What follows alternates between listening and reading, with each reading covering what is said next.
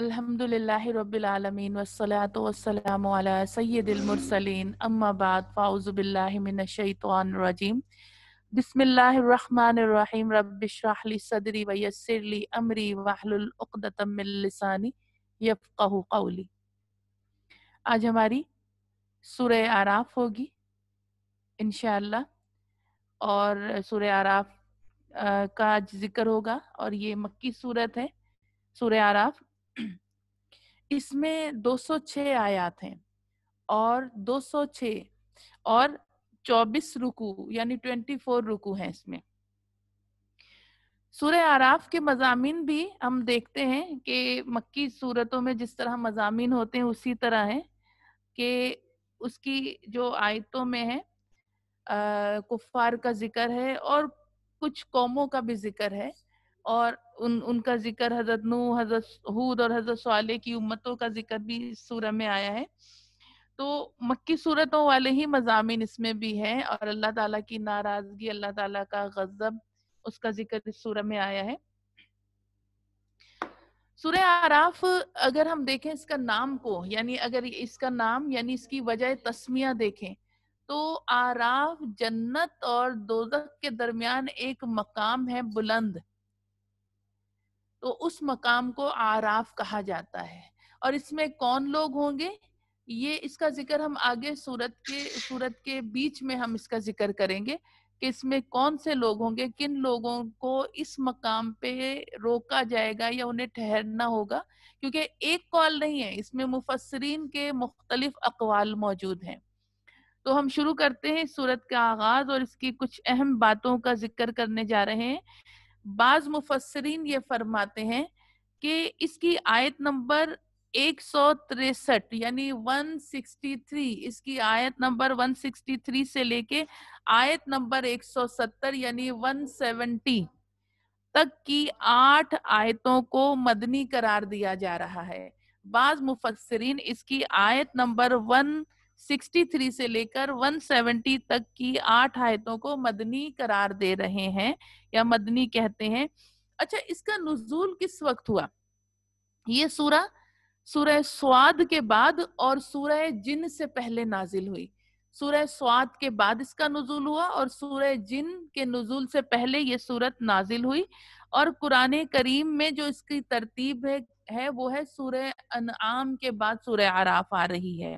ضروری نہیں کہ جو ترتیب ہم نے پہلے بھی ذکر کرا تھا کہ جو ترتیب آپ کو قرآن میں ملے وہی ترتیب اس سورہ کی نزول کی ترتیب ہو، نہیں، یہ اس طرح نہیں۔ قرآن میں اس کا جو ترتیب آئی ہے وہ آئی ہے سورہ انعام کے بعد اس کا ذکر آیا ہے۔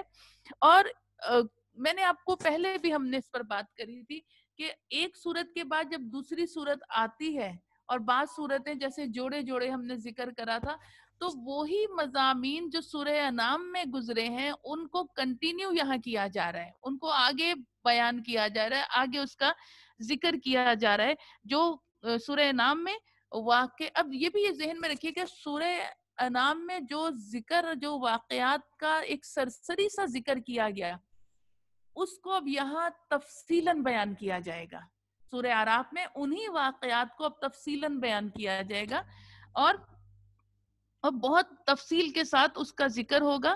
اس سورہ میں جو لوگ مخاطب ہیں وہ ہیں اہل مکہ، اہل مکہ جنہیں سمجھاتے سمجھاتے ایک عرصہ ہو گیا لیکن وہ ماننے کے لیے آمادہ ہی نہیں ہیں، اس لیے اب انہیں تنبیہ کی جا رہی، پہلے تو سمجھایا جا رہا تھا، اب وارننگ دی جا رہی ہے، تنبیہ کی جا رہی ہے کہ تم سے پہلے جو قومیں اپنے اپنے رسولوں کو جھٹلا چکی ہیں وہ انجام بد سے دو چار کر دی گئیں، یعنی ان کے انجام جو ہیں وہ برے ہوئے، ان کو برے انجام عذاب سے دو چار کر دیا گیا، یہ ذکر کیا جا رہا ہے۔ اور اس سورہ میں جو انبیاء کرام کا ذکر آیا ہے، حضرت نوح، حضرت ہود، حضرت صالح، حضرت لوط، حضرت شعیب علیہ السلام کے نام لے کر ان کے احوال کو بیان کیا گیا ہے۔ ان پیغمبروں کے حضرت نوح، حضرت ہود، حضرت صالح، حضرت لوط، حضرت شعیب علیہ السلام کے نام بھی آئے ہیں اور ان کے احوال کو بھی سورہ میں بیان کیا گیا ہے۔ پھر اس کے بعد ہم دیکھتے ہیں اور حقیقت کو بڑی وضاحت سے بیان فرمایا ہے کہ جب بدبختی، ان کی قوموں نے کیا کرا، اللہ فرما رہا ہے جب بدبختی اور تکبر غالب ہو جائے، جب یہ دونوں چیزیں ایک ساتھ انسان کے اوپر آ جائیں، یا یوں کہیں انسان پر اپنا تسلط کر لیں، اس پہ مسلط ہو جائیں، تسلط قائم کر لیں، اور انسان یہ خود تسلط قائم کرواتا ہے، تو جب یہ غالب ہو جائیں بدبختی اور تکبر، تو حق کو قبول کرنے کی صلاحیتیں جو ہیں وہ مفلوج ہو کر رہ جاتی ہیں، پھر انسان حق کو قبول ہی نہیں کرتا۔ تو یہی چیز بتائی جا رہی ہے، اور سچائی اپنی تمام تر روشنی کے ساتھ سامنے آ گئی، روشن حقیقت کی طرح سامنے آ گئی، مگر آنکھیں اس کے تو دیکھنے سے ہی محروم ہو گئیں۔ جب بدبختی اور تکبر غالب ہوتا ہے تو سچائی نظر نہیں آتی، تو یہی بتایا جا رہا ہے، اور اعلان حق ہوتا رہا لیکن کان اسے سن ہی نہیں سکے۔ اعلان حق، بار بار دعوت دین، بار بار حق کا بیان ہو رہا ہے، اعلان حق ہو رہا ہے، لیکن کان اسے سن ہی نہیں سکتے، اور اسی طرح دل و دماغ سمجھنے کی توفیق سے محروم ہو جاتا ہے۔ یعنی اب دل اور دماغ اس حق کو قبول ہی نہیں کر رہا، اس توفیق سے ہی وہ محروم ہو گیا، کیونکہ ہم نے، یا ہم دیکھیں اہل کفار نے اس چیز کو سمجھنا چاہا ہی نہیں، اس چیز کو اہل کفار نے یعنی اہل مکہ نے اس چیز کو سمجھنا ہی نہیں چاہا، تو اللہ تبارک و تعالیٰ نے ان کے ان تمام صلاحیتوں کو جو ہے وہ اس سے انہیں محروم کر دیا ہے۔ اب آگے ہم چلتے ہیں، انبیاء کرام علیہ السلام کے احوال بتانے کے بعد پہلے اس صورت میں خاص طور پر اب سیدنا موسیٰ علیہ السلام کے واقعات بیان کیے جا رہے ہیں۔ انبیاء کرام کا ذکر کرنے کے بعد اب حضرت موسیٰ علیہ السلام کے واقعات بیان کیے گئے ہیں، اور فرعون اور اس کے حواری جو ملکی دولت اور امارات پر قابض تھے اور عیش و عشرت کے تمام سامان انہیں میسر تھے، فرعونیوں کے مطالبے کے مطابق حضرت موسیٰ کا جادوگروں سے مقابلہ ہوا، اور جادوگر شکست کھا گئے، شکست کھا کر حق کو پہچان گئے۔ دیکھیں جادوگر، ہمارے دین اسلام میں بھی جادوگر کی مذمت ہے، جادو کرنے اور کروانے کی مذمت ہے۔ اب سوال یہ پیدا ہوتا ہے، یا باری تعالیٰ اگر جادو کرنا کروانا حرام ہے تو نے جادو زمین پہ اتارا کیوں، یا پیدا کیوں کرا؟ تیری مشیت کے بغیر تو کوئی چیز آ نہیں سکتی، تو پھر یہ کیوں؟ تو اس کا جواب ہے انسانوں کی آزمائش۔ کون شارٹ کٹ کو اختیار کر کے اپنی عاقبت کو خراب کرتا ہے، اپنی قبر خراب کرتا ہے، اور کون دنیا کی مشقتیں اٹھا کے حق کے راستے پر چلتے ہوئے سیدھا جنت میں پہنچ جاتا ہے۔ یہ آزمائش کے لیے جادو بھیجا۔ اب جادوگر ہونے کے باوجود شکست کھا کے جادوگر حق کو پہچان گئے اور ایمان لے آئے۔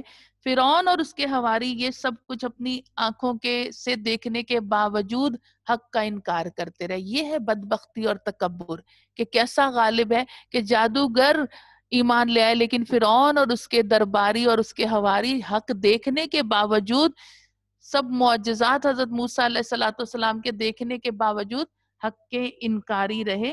اور دراصل اصل میں جو ان کے اندر کی بات ہے، اندر کی بات یہ ہے کہ وہ اپنی عیش و عشرت سے بھرپور زندگی کو چھوڑنے پر قطعاً تیار نہیں تھے، عیش و عشرت کی زندگی کو چھوڑنے پر قطعاً تیار نہیں تھے۔ دیکھیں دنیا کے بھی ایک ہم دیکھتے ہیں، ایک اس طرح کے معاملات ہوتے ہیں کہ نیچے سے اوپر انسان جب پہنچ جاتا ہے تو اسے اس ماحول میں، اس اسٹیٹس میں ایڈجسٹ کرنا کوئی مشکل نہیں ہوتا۔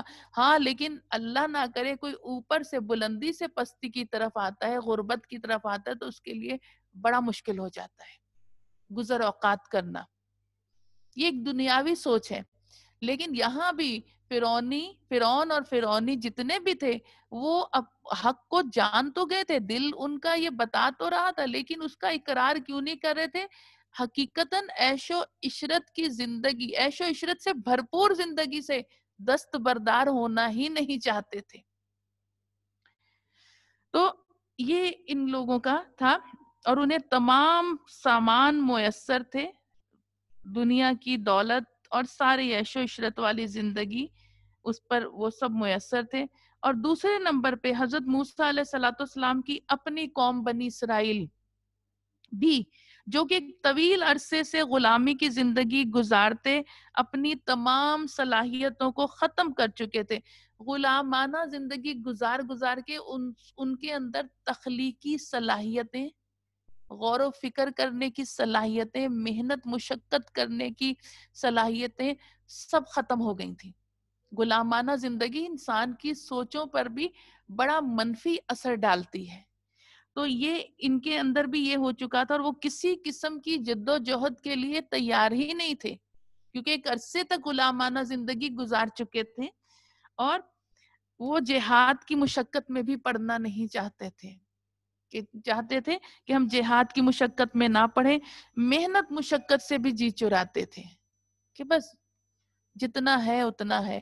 اور حتیٰ کہ ہم نے جو احادیث مبارکہ میں پڑھا ہے وہ یہ ہے کہ فرعون والے ان سے مشقت بے پناہ لیتے تھے، زمینوں کے کام، گھروں کے کام، محنت مشقت، اور 2 وقت کا کھانا، 2 وقت کا کھانا، 3 وقت کا نہیں، 2 وقت کا کھانا بھی پیٹ بھر کر انہیں نہیں دیا جاتا تھا ان کی محنت اور مزدوری کے عوض.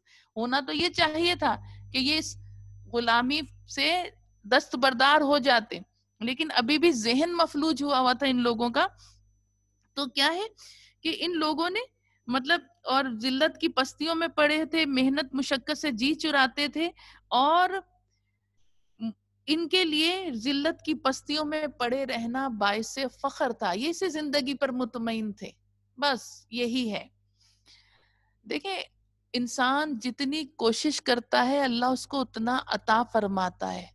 انسان ہم دیکھتے ہیں بسا اوقات بعض ایسے ہم واقعات دیکھتے ہیں دنیا میں کہ جو کہ ایک عام انسان کی عقل سے باہر ہے کہ وہ یہ کام کر سکتا ہے، لیکن جب کوئی انسان اس چیز کو ٹھان لیتا ہے اور اس میں رضا الہی بھی آ جاتی ہے تو وہ انسان وہ کام کر گزرتا ہے جسے کئی انسان مل کر بھی نہیں کر سکتے. تو یہی چیز تھی کہ ان کے لیے باعث فخر تھا. ان کی فکری صلاحیتیں مٹ چکی تھیں اور اندھی تقلید کو پسند کرتے تھے، جو سنا سنایا بغیر تحقیق کی اس کے پیچھے چل پڑتے تھے.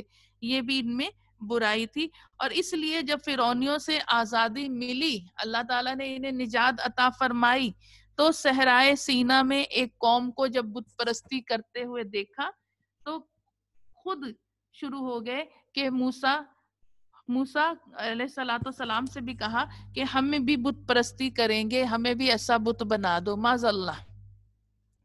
اور پھر اس کے بعد حضرت موسیٰ علیہ الصلوۃ والسلام جب طور سینا پر تورات لینے گئے تو سامری کے بنائے ہوئے بچڑے کو پوجنا شروع کر دیا ہے.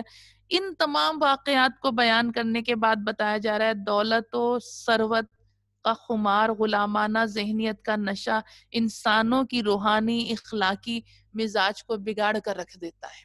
یا ڈیٹیل کے ساتھ حضرت موسیٰ علیہ الصلوۃ والسلام کا واقعہ بھی ذکر کیا گیا ہے، تفصیلاً یہاں آپ کا واقعہ ذکر کیا گیا ہے کہ کس طرح ان کی قوم نے، ان کے اندر بھی غلامی کا وہ تھا نشہ، اور ان کے ذہنیت کیسی تھی. ایسی ہی ذہنیت کی اصلاح کے لیے رب العالمین نے انبیاء کرام کو بھیجا، ایسی ذہنیت کی اصلاح کے لیے، تاکہ وہ ان کے بگڑے ذہنوں کی اصلاح کر سکیں. انبیاء کرام کے آنے کے مقصد یہ تھا کہ انسانوں کی جو بگڑی ذہنیت ہے اس کی اصلاح کی جا سکے، انہیں بتایا جائے حق کیا ہے اور باطل کیا ہے.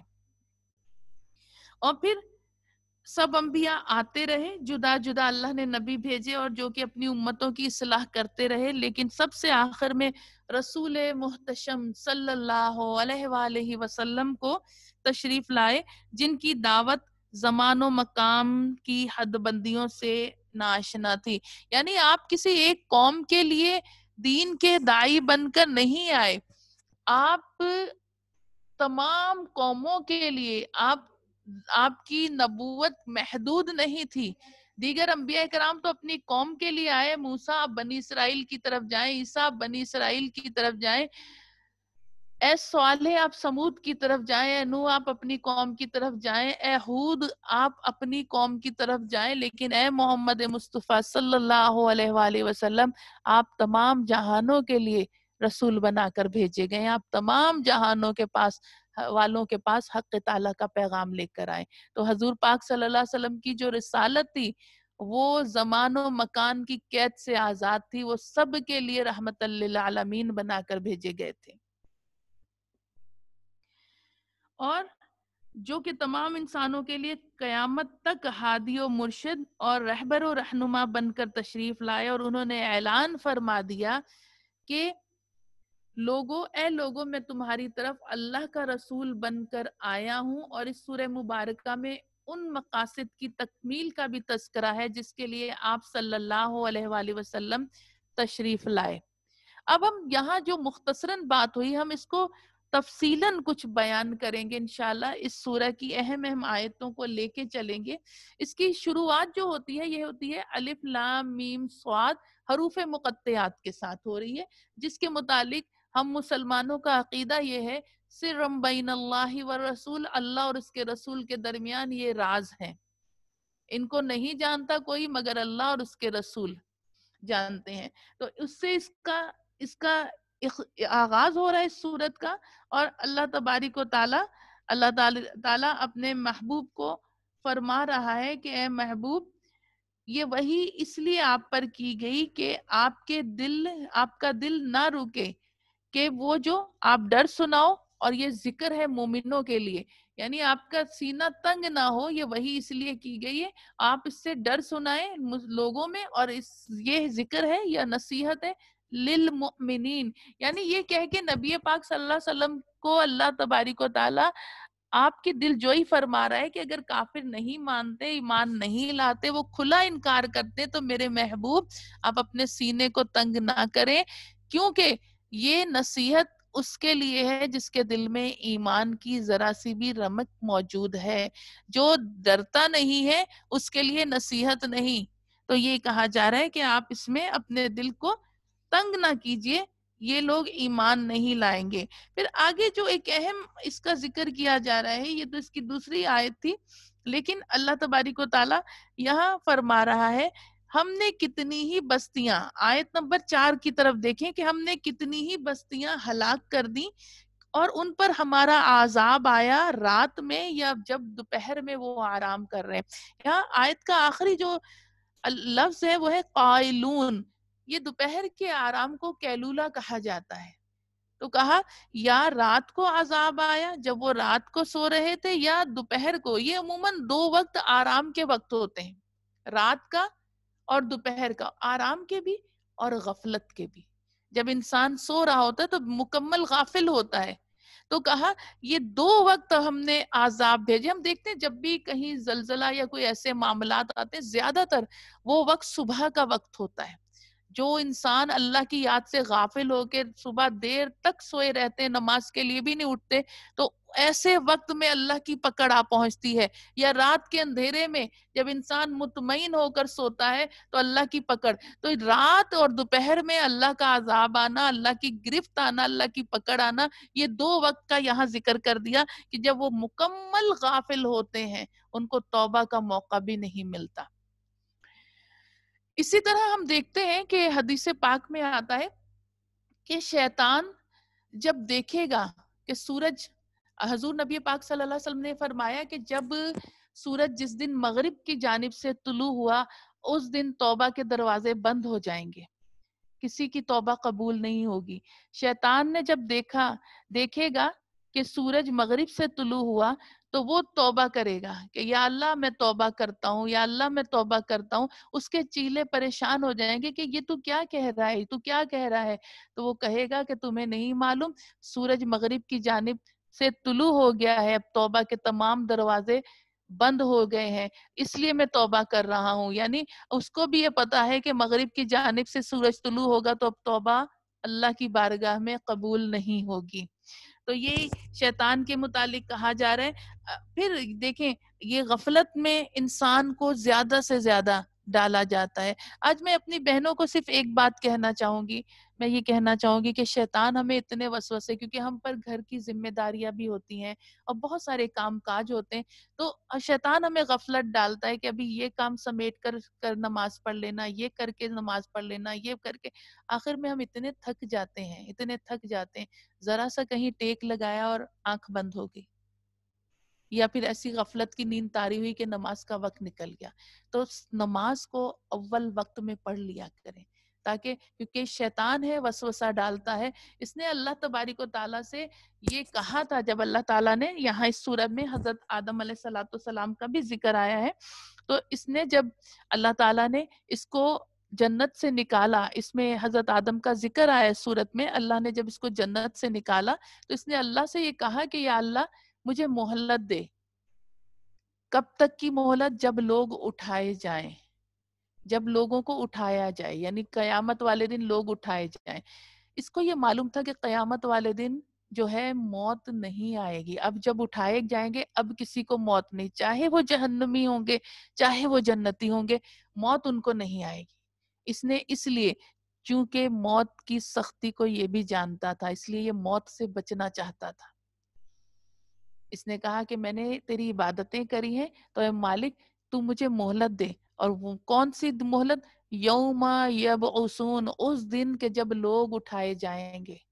اللہ تبارک و تعالیٰ نے اس کی بات منظور کر لی اور کہا کہ ٹھیک ہے ہم تجھے مہلت دیتے ہیں، لیکن جو اس کے دل میں چھپا ہوا موت سے بچنے کا ایک ڈر تھا، اللہ نے اس سے اس کو استثنا نہیں دیا، کل نفس ذائقۃ الموت سے اس کو استثنا نہیں دیا، اسے بری نہیں کرا کہ موت تجھے بھی آئے گی، روز محشر تجھے بھی موت آئے گی، تو بھی موت کا مزہ چکھے گا۔ تو اس نے اللہ سے وہ مہلت مانگی تھی کہ مجھے اس دن تک کے لیے مہلت دے جس دن لوگ اٹھائے جائیں۔ تو یہی کہا جا رہا ہے کہ اس نے اس طرح اللہ تبارک و تعالیٰ سے کہا، اور پھر اللہ تبارک و تعالیٰ نے، اس نے جب سیدنا آدم علیہ السلام کا انکار کرا تو اللہ تبارک و تعالیٰ نے اس کو کہا کہ کس چیز نے، ما منع، تجھے کس چیز نے روکا کہ تو سجدہ کرے، سجدہ نہ کرے؟ اللہ نے جب حضرت آدم کی تخلیق فرمائی۔ اچھا یہ بات ابھی یاد، یہاں رک کر ایک چیز کو سمجھیں، کیا سورہ بقرہ میں بھی حضرت آدم علیہ السلام کا ذکر آیا، اب سورہ اعراف میں بھی آیا، آگے سورہ طٰہٰ میں بھی آئے گا، مطلب ایک مسلسل تسلسل کے ساتھ قصص القرآن مکمل ہو رہا ہے، مختلف جگہوں سے مضامین ہم لے کر ایک پورا قصص مکمل ہوتا ہے۔ تو یہ بارہا کہنا اللہ کا، بار بار حضرت آدم کا ذکر کرنا۔ اب دیکھیے جب ہم اپنے بچوں کو مائیں سمجھاتی ہیں، بیٹا اس سے نہ ملنا، وہ اچھا لڑکا نہیں ہے، بیٹے اس جگہ پہ نہ جانا، وہ جگہ بڑی خطرناک ہے، کیا؟ تاکہ بار انسان کے ذہن میں، بچوں کے ذہن میں یہ چیز سرایت کر جائے اور وہ کبھی بھی نہ بھولیں، ان کو یاد آئے کہ یہاں سے ہمیں منع کیا گیا ہے، یہاں سے ہمیں روکا گیا ہے۔ بالکل اسی طرح اللہ تبارک و تعالیٰ نے قرآن کریم میں متعدد مقامات پر یہ بتایا کہ شیطان سے بچو، اس کی پیروی نہ کرو، کھلا دشمن ہے، اس نے تمہارے جد کو جنت سے نکلوانے کا سبب بنا، تو لہٰذا تم اس کی پیروی نہ کرنا۔ اسی طرح جیسے ماں بچے کو روکتی ہے کہ تم یہ نہ کرنا، یہ غلط ہے، اس کے ذہن میں بات رہ جائے، اسی لیے انسانوں کو بار بار تنبیہ کی جا رہی ہے کہ جان لو کھلا دشمن ہے، یہ تمہارے باپ کا دشمن ہے، حضرت آدم علیہ السلام کا دشمن ہے، حضرت حوا کا دشمن ہے، تو یہ تمہارا کیسے خیر خواہ ہو سکتا ہے؟ لہٰذا اس سے دنیا میں محتاط رہنا، نہیں تو یہ تمہیں گمراہ کرنے میں کوئی کمی نہیں چھوڑے گا۔ اس لیے بارہا اس چیز کا ذکر آ رہا ہے۔ پھر یہاں وہ مکالمہ کہ اللہ تعالیٰ فرماتا ہے فَسَجَدُوا إِلَّا إِبْلِيسَ، تو سجدہ کرا سوائے ابلیس سے، اور پھر کہا جا رہا ہے، پہلے پیچھے تو ہم نے پڑھا آبا واستکبارا، انکار کیا اور تکبر کرا، لیکن یہاں جو بات ہو رہی ہے اللہ پر فرما رہا ہے قَالَ مَا مَنَعَكَ أَلَّا تَسْجُدَ إِذْ أَمَرْتُكَ، اللہ فرما رہا ہے کس چیز نے تجھے روکا کہ تو سجدہ نہ کرے، اور حالانکہ جبکہ میں نے تجھے حکم دیا تھا۔ اب یہاں یہ بات آ رہی، وہاں تو یہ ہے کہ ابا واستکبر، اب یہاں یہ آ رہا ہے کہ اللہ نے اس سے پوچھا ما منع کا، اے ابلیس تجھے کس چیز نے منع کرا کہ تو آدم کو سجدہ نہ کرے، حالانکہ امر میرا تھا، حکم میرا تھا تجھے کہ تو سجدہ کر آدم کو۔ تو اب یہ مکالمہ آیا تو اب اس کی بات بھی یہ بتائی جا رہی ہے، قالا بولا، انا خیر منہ، میں تو افضل ہوں، میں تو بہتر ہوں اس سے. کیوں؟ اب اس کا خود سے اجتہاد ہے، میں اس سے افضل ہوں. کیوں؟ کہا کہ خلقتنی من طین، مجھے تو نے آگ سے پیدا کرا اور اسے مٹی سے. اب اس سے کیا پتا چلا؟ دیکھیں، انسان کو اللہ نے مٹی سے پیدا کرا، جنات کو آگ سے پیدا کرا، اور فرشتوں کو نور سے پیدا کرا. تو یہ آگ سے، خلقتنی من النار، مجھے نے آگ سے بنایا، اور اس کو نے خلقتہ من طین، اور اس کو نے مٹی سے پیدا کرا. تو یہاں پتا چلا یہ شیطان جو تھا یہ فرشتوں میں سے نہیں تھا، یہ جنوں میں سے تھا. کیونکہ خلقنا من نار، کہ نے مجھے کیا ہے، خلقتنی من نار، نے مجھے آگ سے پیدا کرا. تو کیا پتا چلا؟ یہ جنوں میں سے تھا. تو اب یہ اس کا کہنا یہ بالکل درست نہیں تھا، یہ اس کی ذاتی سوچ تھی، اپنی عقل سے اس نے سوچا تھا. شیطان نے یہ چیز جو سوچی تھی اپنی عقل سے سوچی تھی. اور اس سے کیا پتا چلا؟ اپنی عقل سے ہم کوئی فیصلہ نہیں کر سکتے جب تک کہ شریعت کو، قرآن و سنت کو، حدیث کو بیچ میں نہ لائیں. اپنی عقل سے نہیں. جو اپنی عقل سے فیصلہ کرتا ہے، صرف اپنی عقل سے کرتا ہے، وہ شیطان کے طریقے پر چلتا ہے، جب تک کہ قرآن و حدیث کو بیچ میں نہ لایا جائے. دوسری بات، اس کا یہ اپنی عقل کے مطابق سوچ جو تھی یہ بالکل غلط تھی. کیونکہ آپ دیکھیں، ہم کوئی بیج اگر زمین میں ڈالتے ہیں تو وہ زمین اس میں برکت دیتی ہے، اور وہ بیج پودے بن جاتے ہیں، پودوں سے پہ پھل لگتے ہیں، اور پھل وافر وافر مقدار میں ہوتے ہیں جنہیں ہم استعمال کرتے ہیں. تو یہ ہے زمین کی برکت. اور اگر کوئی بیج ہم آگ میں ڈالیں تو آگ اسے ختم کر دیتی ہے، فائدہ نہیں نقصان ہوتا ہے. تو کیا پتا چلا؟ زمین افضل ہے اور آگ جو ہے یہ نہیں افضل. اور پھر مٹی، اور کوئی چیز ہم آگ میں کوئی چیز ڈالیں وہ کھا لے گی، لیکن اگر ہم مٹی کو ڈالیں آگ میں تو مٹی اسے نہیں کھائے گی. آگ اسے، مٹی کو نہیں کھا سکتی. مٹی موجود رہے گی، وہ کبھی بھی ختم نہیں ہوگی. تو یہی چیز کہی جا رہی ہے کہ آگ. اچھا، اب ہم مٹی کو جو ہے اوپر کو اچھالیں تو مٹی زمین پر آئے گی، یہ عاجزی ہے. انسان کو اس لیے مٹی سے تخلیق کرا، اور اگر آگ جلائیں گے تو وہ اوپر کو بھڑکے گی، یہ تکبر کی علامت ہے.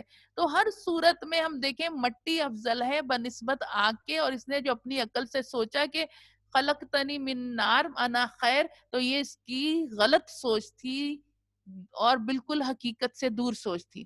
تو اب یہ جب اس نے یہ کہا کہ تو نے اسے مٹی سے پیدا کرا اور مجھے آگ سے پیدا کرا ہے، تو اللہ نے کیا حکم دیا؟ فَاحْبِطْ مِنْهَا فَمَا يَكُونُ لَكَ أَن تَتَكَبَّرَ فِيهَا فَأَخْرَجُ إِنَّكَ مِنَ الصَّاغِرِينَ. کہا تو نکل جا یہاں سے، تیرے لیے یہ صحیح نہیں کہ تو میرے پاس رہے، میرے یہاں رہے اور تو تکبر کرے. تو یہاں سے نکل جا، اور تو اب ہو گیا چھوٹوں سے، گنہگاروں سے، کم تر لوگوں سے. یعنی تو اس درجے میں صاغرین، چھوٹا ہو کر رہ گیا. تو نے کیا پتا چلا؟ جو جتنا تکبر کرتا ہے وہ نگاہ قدرت میں حقیر ہو جاتا ہے. اللہ فرماتا ہے، سن رکھو، اگر تم عزت چاہتے ہو تو جان لو ساری کی ساری عزت اللہ ہی کے واسطے ہے. تو انسان کو تو اپنی ذات کو فنا کرنا پڑتا ہے، فنا فی اللہ، یعنی اپنی میں اللہ کی میں ختم کر دینا. میری میں کچھ بھی نہیں ہے. جیسے شیطان نے کہا میں اعلیٰ، میں اونچا، میں افضل، تو اللہ نے فرمایا تو گنہگار، تو مردود، تو رجیم، تو دھتکارا ہوا، نکال باہر کرا. ہاں، جب انسان کہتا ہے میں کچھ بھی نہیں، میں کمتر، میں ایک ذرے سے بھی کمتر ہوں، تو اللہ اس عاجزی کو پسند فرماتا ہے. پھر اس نے کہا کہ مجھے مہلت دے، الی یوم یبعثون، اس دن تک کہ جب لوگ اٹھائے جائیں. اللہ نے فرمایا میں تجھے مہلت دیتا ہوں. اسے مہلت دی، لیکن اسے موت کے فلسفے سے اسے بری نہیں کرا. اب اس نے ایک اور کہا، اللہ تعالیٰ سے ایک اور بات کہی. کہا کہ قسم اس کی کہ تو نے مجھے گمراہ کر دیا، تیری عزت و جلال کی قسم کہ تو نے مجھے گمراہ کر دیا، میں ضرور ان کے راستے میں بیٹھا کروں گا. کون سے راستے میں؟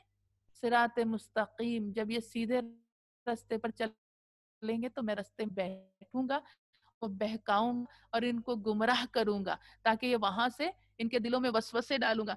देखिए, सिराते मुस्तकीम, सिराते दलाल में तो बैठना की से जरूरत ही नहीं। गुमराही जहां इसकी मर्जी के काम हो रहे हैं, शराब खानों में, जुए के अड्डों में और दीगर जगहों पे इसकी मर्जी के, इसकी पसंद के काम हो रहे हैं, बेपर्दगियां हो रही हैं, सारा कुछ हो रहा है, वहां इसको जाके मेहनत करने की तो कोई जरूरत ही नहीं।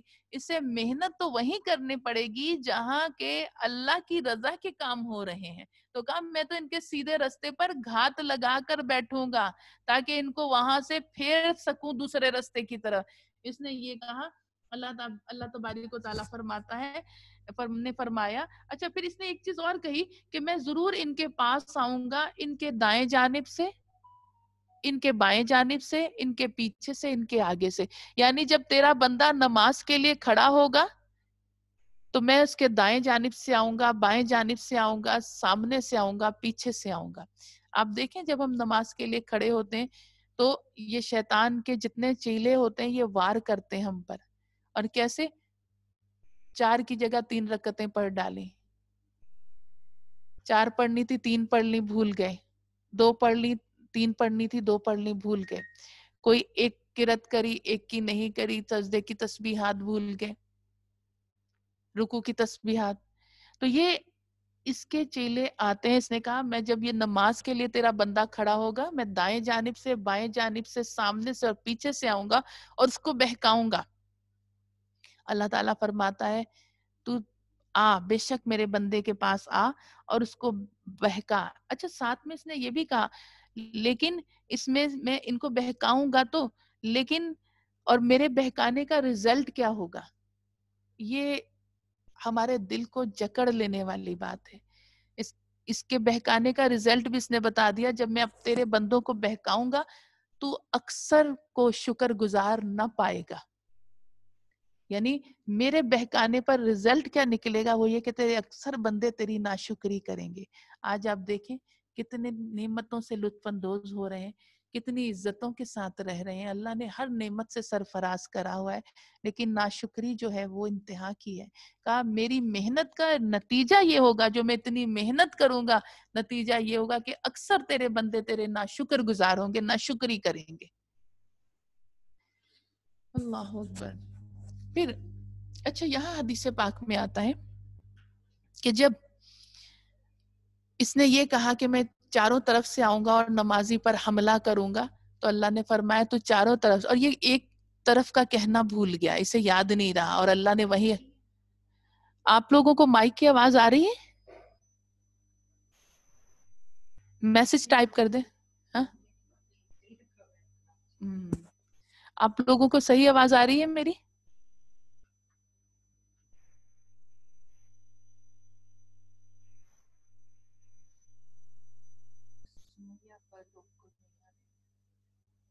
नहीं आ रही?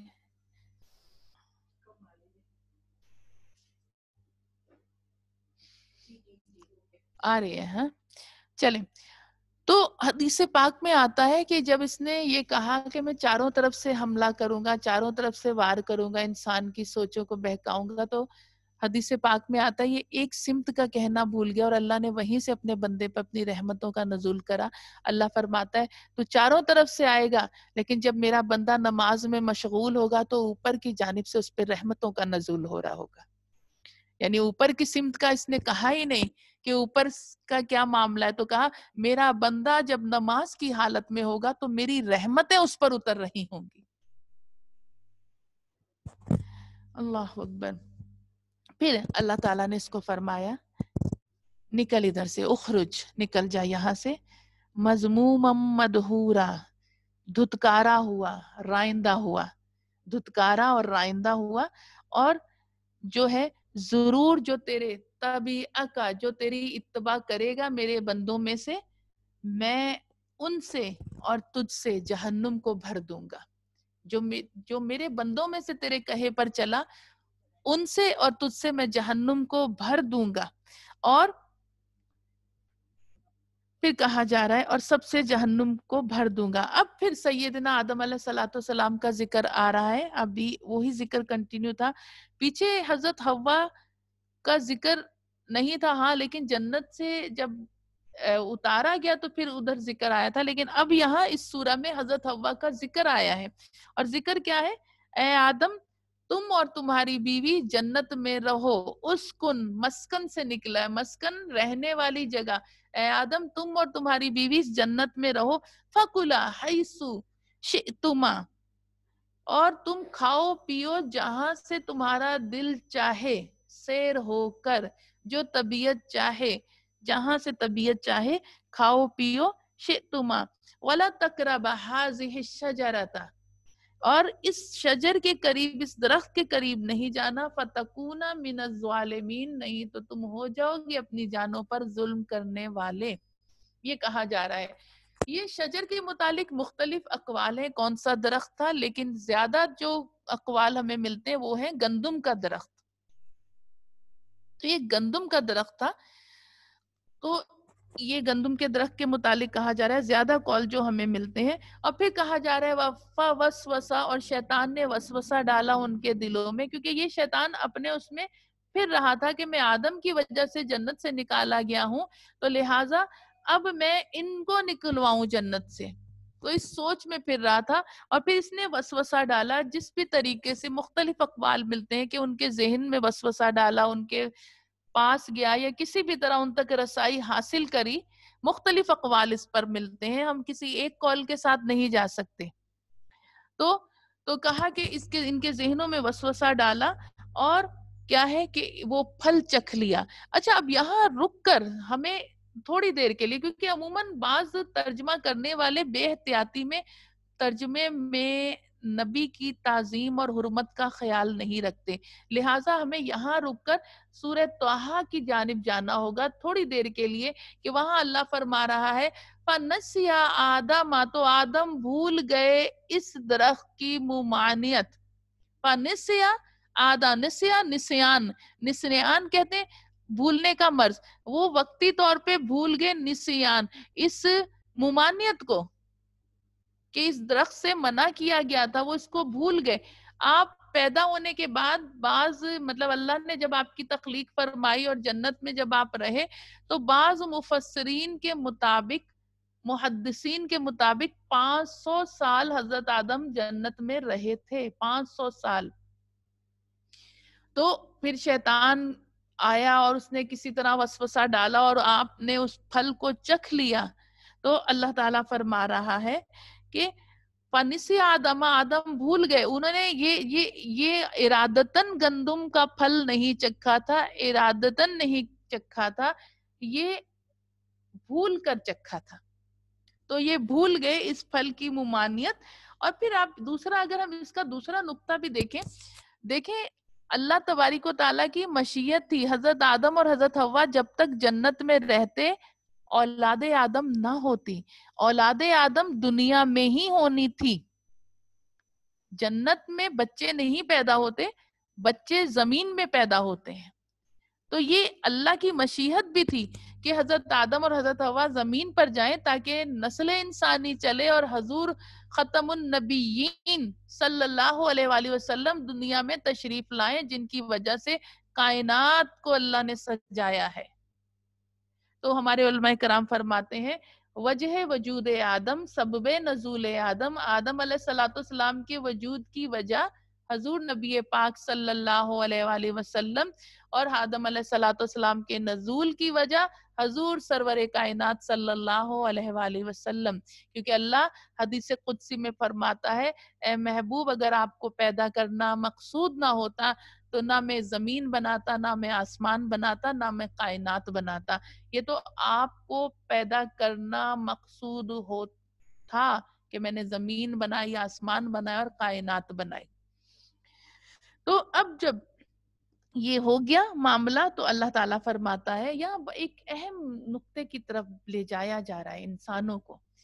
کس طرف کہ پھل چکھا تو اللہ نے جنتی لباس لے لیا، ان کے جسموں سے جنتی لباس غائب ہو گیا. حضرت آدم اور حضرت حوا کے جسم سے جنتی لباس جب غائب ہو گیا، تو اب مختلف درختوں کے پتے جو تھے، وہ آپ آگے بڑھے کہ ہم پتے اپنے جسم کی، انسان کو فطرتاً اللہ نے حیادار بنایا. انسان تنہائی میں بھی اپنے کو برہنہ بے لباس نہیں دیکھ سکتا. تو یہ انسان کی فطرت میں ہے کہ وہ حیا والا ہے. تو جیسے ہی جنتی لباس جب پھل چکھا تو جنتی لباس غائب ہو گیا.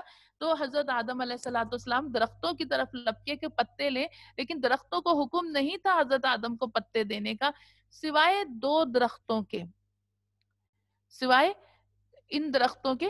بعض روایت میں آتا ہے انجیر نے اپنے پتے دیے, انجیر کے درخت نے اپنے پتے دیے, اور وہ پتے آپ نے اپنے جسم پر چپکا لیے اس درخت نے. اور کیا ہوا کہ وہ آپ نے اپنے جسم کے لیے 3 پتے لیے. اور اب یہ یاد رکھیے گا, جنتی درختوں کے پتے بہت بڑے ہیں, ہماری سوچوں سے بھی بڑھ کر. اگر دنیا میں کسی درخت کے پتے چھوٹے ہیں تو جنت میں وہ درخت بہت بڑے پتوں کے ساتھ ہوگا. جیسے سدرۃ المنتہا پر جو سدرہ کا درخت ہے, اس کا پتا آج دنیا میں ہم بیر کے درخت کا پتا دیکھتے ہیں تو اتنا سا ہوتا ہے, لیکن سدرۃ المنتہا کا جو بیر کا درخت ہے اس کا پتا ہاتھی کے کان جتنا ایک پتا ہے. اور ہاتھی کے کان کو کبھی غور سے دیکھیں تو وہ اگر اسے چھوٹا کریں, دیکھتے دیکھتے چھوٹا کریں تو وہ بیری کے پتے کی شیپ کا بن جاتا ہے. تو وہ پتے چپکانے لگے. 3 پتے اپنے لیے لیے حضرت آدم علیہ الصلوۃ والسلام نے, اور 5 پتے حضرت حوا کے لیے. اسی نسبت سے مرد کے کفن کے 3 کپڑے اور عورت کے کفن کے 5 کپڑے ہوتے ہیں. یہ سنت کفن کے کپڑوں کا ذکر ہے.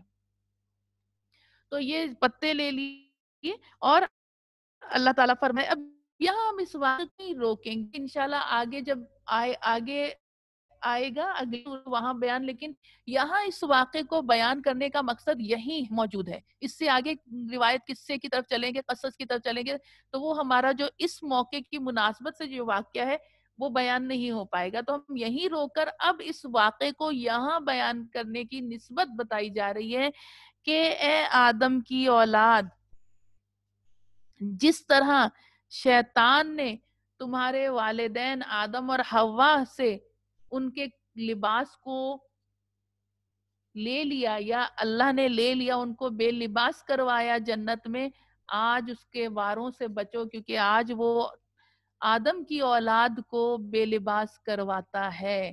فیشن بڑھتا چلا جاتا ہے, کپڑے چھوٹے سے چھوٹے ہوتے جاتے ہیں, باریک سے باریک ہو جاتے ہیں, اور کیا ہے, بے لباسی بڑھتی چلی جا رہی ہے.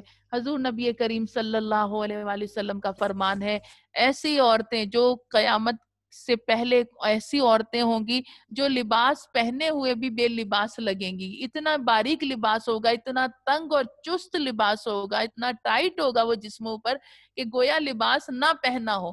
لباس کا مقصد کیا ہے, مرد ہو یا عورت, لباس ہمارا ڈریس ایسا ہونا چاہیے کہ ہمارے جسم کی شیپ نظر نہ آئے, جسم کی شیپ کو وہ چھپائے. لباس کا مقصد یہ ہونا چاہیے کہ اس طرح کا لباس ہو, ایسا ڈھیلا ڈھالا لباس ہو, مرد ہو یا عورت, جسم کی شیپ کو وہ ظاہر نہ کرے. تو یہاں یہ بتایا جا رہا ہے, اولاد آدم خبردار ہو جاؤ, تمہارے والدین سے اس شیطان نے لباس اتروایا تھا, آج تمہیں بھی یہ بے لباس کرتا جا رہا ہے. جدت پسندی میں, ماڈرنزم میں, اور فیشن میں آج یہ تمہیں بھی بے لباس, اس طرح طرح کے فیشنوں کے چکر میں تمہیں بے لباس سے بے لباس کرتا جا رہا ہے. یہ تمہارے ماں باپ کا بھی خیر خواہ نہیں تھا, تمہارا کیسے خیر خواہ ہوگا؟ تو تم جہنم کا ایندھن مت بنو, اور لباس ایسا پہنو جو تمہارے جسم کو, جسم کے خد و خال کو, جسم کی شیپ کو چھپا لے. ایسا ڈھیلا ڈھالا مومنانہ لباس پہنو. تو یہاں یہ تنبیہ, اس واقعے کا ذکر جہاں جو ہوا, لباس کی اہمیت کا احساس دلایا جا رہا ہے کہ لباس کی اہمیت کیا ہونی چاہیے, لباس کیسا ہونا چاہیے. تو یہی کہا جا رہا ہے اس واقعے میں. ہم دیکھتے ہیں کہ اس کی آیت نمبر 17 پر بات کریں, کیونکہ ہم نے اس کی آیت نمبر 14 پر تو ہم نے بات کر لی کہ میری جان بخشی جائے, اور یہ دبی خواہش تھی اسے زندگی کے لیے. لیکن آیت نمبر 17 کی طرف جو ہم نے ابھی ذکر کرا تھا کہ میں آؤں گا ان کے سامنے سے, پیچھے سے, داہنے سے اور بائیں سے, اور تو اکثر کو شکر گزار نہیں پائے گا. اچھا, سامنے سے آنے سے مراد کیا ہے؟ سامنے سے آنے سے مراد, اچھا بعض میں کچھ چھپا کنایتن بات ہوتی, کنایتن چھپی ہوئی بات ہوتی جس کے میننگز لانے ہوتے ہیں, اور مفسرین اس کے میننگز لے کر آتے ہیں کہ اس ڈھکی چھپی بات کے اندر گہرائی کون سی ہے. تو وہ کہا جا رہا ہے سامنے سے آنے سے مراد یعنی امر آخرت میں, کہ امر آخرت، آخرت کا دن، اور کیا اس کا حکم، کہوں گا کہ اٹھایا جانا اور قیامت کا دن اور جنت دوزخ کچھ بھی نہیں. انسانوں کے دلوں میں یہ وسوسہ ڈالوں گا، آخرت میں اٹھائے جانا اور حشر کا دن، قیامت کا دن اور جنت دوزخ کچھ بھی نہیں. یہ سامنے سے آنے سے وہ کہہ رہا ہے کہ یہ وسوسے ڈالوں گا، اور ان کے دلوں میں حسد ڈالوں گا. دلوں میں حسد کس کے لیے ڈالے گا؟ اللہ اکبر. وہ اپنے ہم اثر علماء اور مشائخ پر حسد کریں گے. اپنے ہم اثر، اپنے ہم زمانہ، یعنی اس دور میں جو ہمارے علماء اور مشائخ ہیں، ہم اثر سے مراد ہم زمانہ علماء اور مشائخ پر حسد کر کے ان کے احوال، اعمال اور اقوال پر تانا زنی کریں گے.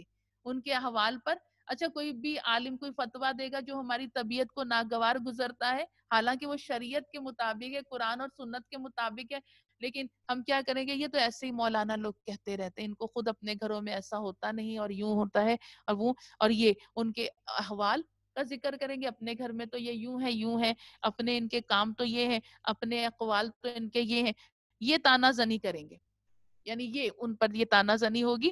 اور ان کے پیچھے سے، یعنی یہ تو سامنے سے آؤں گا، پیچھے سے آنے میں کیا وسوسے، یعنی دینوی دنیاوی جہتوں سے انہیں دینوی امور کی رغبت، دنیاوی امور کی رغبت دلاؤں گا. یعنی دنیاوی، دین کو چھوڑ کے دنیا کے امور میں وہ غافل ہو جائیں گے، شیطان رغبت ان کی ڈال دے گا. اور داہنے سے آؤں گا، یعنی سیدھی طرف سے، رائٹ سائڈ سے آؤں گا، تو کیا ہے، مریدین کو باوجود کے مشائخ علماء اولیاء کی صحبت میں گزاریں گے. جو مرید ہوں گے، جو اور جو شاگرد ہوں گے، وہ صحبتوں میں تو اپنے علماء اولیاء کی صحبتوں میں تو وقت گزاریں گے، لیکن آداب مجلس سے محروم ہوں گے. مجلسوں کے آداب ہوتے ہیں، اس سے محروم ہوں گے، اور کہ ان کی عظمت و ہیبت ان کے دلوں سے اٹھا لوں گا. علماء کی، اولیاء کی عظمت و ہیبت ان کے دلوں سے اٹھا لوں گا، اور ایسا بے باک بنا دوں گا لوگوں کو کہ وہ ان کے ساتھ بیٹھ کر بلا تکلف کلام کریں گے. ہر طرح کی گفتگو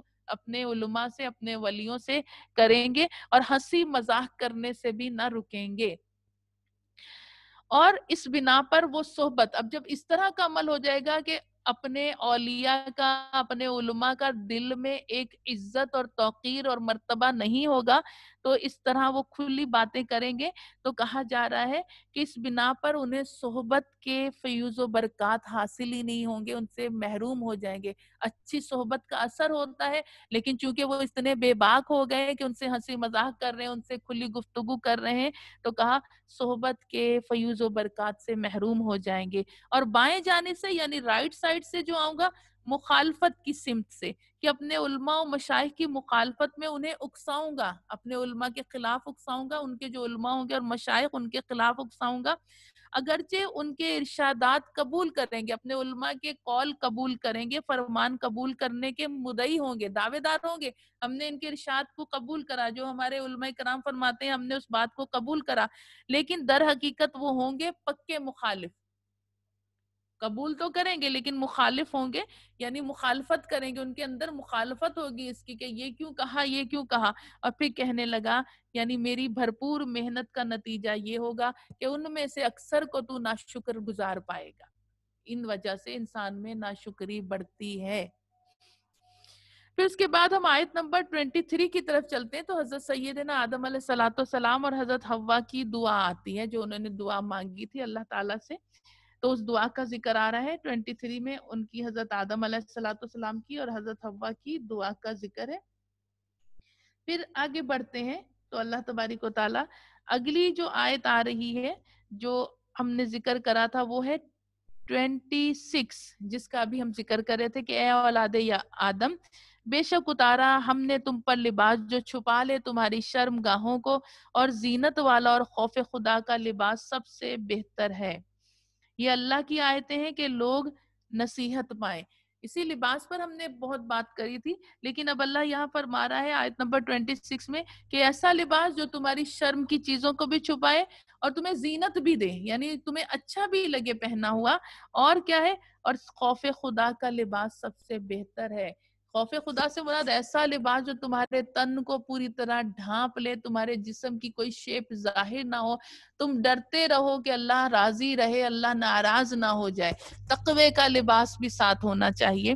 اب یہ کہا جا رہا ہے، دیکھیں اللہ نے انسان اور حیوانوں میں فرق کر دیا۔ انسان بنایا تو انہیں لباس دیا، اور جانوروں کو ان کو لباس نہیں، ان کی کھال ہی ان کا لباس ہے۔ تو یہ اللہ نے امتیاز دیا انسان کو، اشرف المخلوقات اس لیے انسان ہوا۔ لباس جو ہے وہ انسان کو دیگر مخلوق میں ممتاز کرتا ہے، امتیاز دیتا ہے۔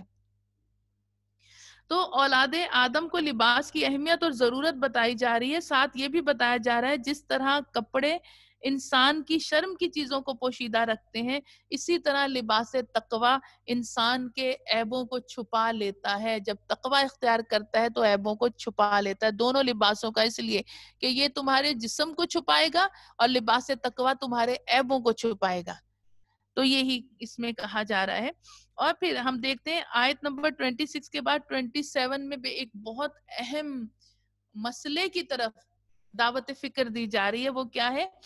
آیت نمبر 27، بے شک وہ اور اس کا کنبہ تمہیں دیکھتا ہے ایسا کہ تم ان لوگوں کو نہیں، تم ان کو نہیں دیکھ سکتے، اور ہم نے کر دیا شیطانوں کو دوست ان کا جو ایمان نہ لائیں۔ کیا کہا جا رہا ہے؟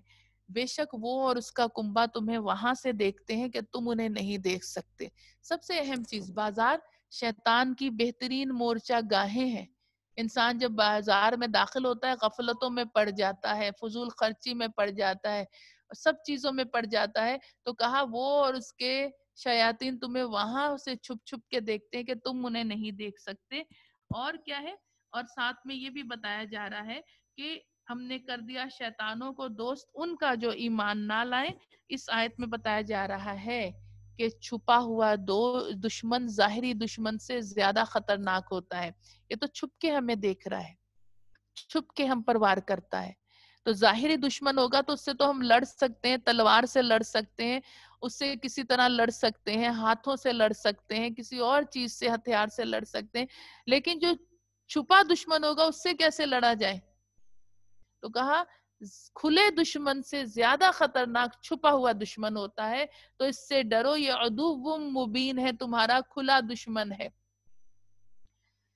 پھر اب ہم دیکھتے ہیں کہ آیت نمبر 31 میں آ رہا ہے کہ اولاد آدم اختیار کرو اپنی آراستگی یا اپنی زیب و زینت اختیار کرو، اور ہر بار مسجد میں آنے سے پہلے اور کھاؤ اور پیو اور بے وجہ خرچ نہ کرو، بے شک اللہ پسند نہیں فرماتا فضول خرچ کرنے والوں کو، فضول خرچی کرنے والوں کو اللہ پسند نہیں فرماتا۔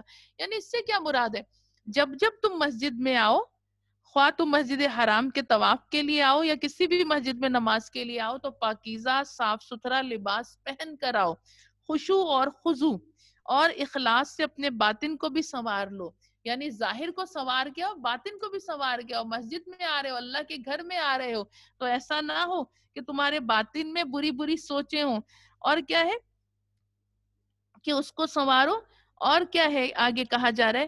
یعنی لباس آپ جب پہنتے ہیں، جب آپ آتے ہیں، اس سے دیکھیں ایک مسئلہ یہ بھی حل ہوتا ہے۔ ہم خواتین عموماً کہتے ہیں کہ جس لباس پہ چھینٹے پڑ گئے، گھریلو کام کاج کرتے ہوئے لباس پر چھینٹے ہو گئے، ناپاکی کی چھینٹیں آ گئی، تو وہ لباس پہن کر تو نماز نہیں پڑھ سکتے کہ ناپاکی کی چھینٹیں ہیں۔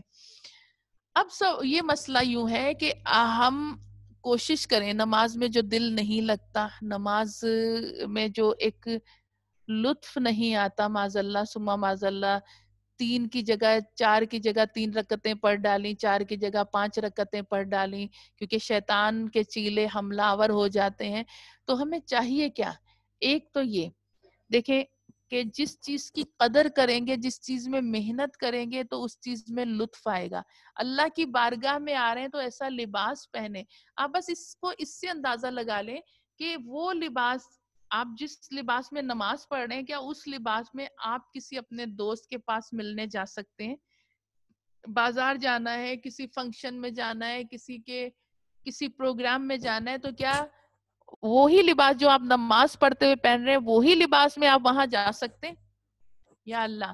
تو اگر دنیا کے دوستوں کے سامنے آپ اچھے سے اچھا لباس زیب تن کر کے جا رہے ہیں، تو اللہ کی بارگاہ میں کتنا زیادہ اچھا لباس زیب تن کرنا چاہیے. ادھر شرم نہیں آ رہی، باہر جاتے ہمیں شرم آ رہی ہے، اللہ کی بارگاہ میں آئے تو پاکیزہ لباس، صاف ستھرا لباس، ایسا لباس پہننا چاہیے تاکہ عبادت کا لطف اور حاصل ہو. جب ہم محنت کریں گے، کپڑے بدل کر، کام کاج کے کپڑے ہٹا کر اور دوسرے کپڑے پہن کر نماز پڑھیں تو نماز میں لطف بھی آئے گا اور نماز میں دل بھی جمے گا. اور پھر نماز کا ترجمہ بھی یاد کر لیں. ترجمہ بھی یاد کریں گے تو بھی نماز میں دل لگے گا، کیونکہ شیطان یہ چاہتا ہی نہیں کہ انسان نماز کو اس کے صحیح روح کے ساتھ ادا کرے.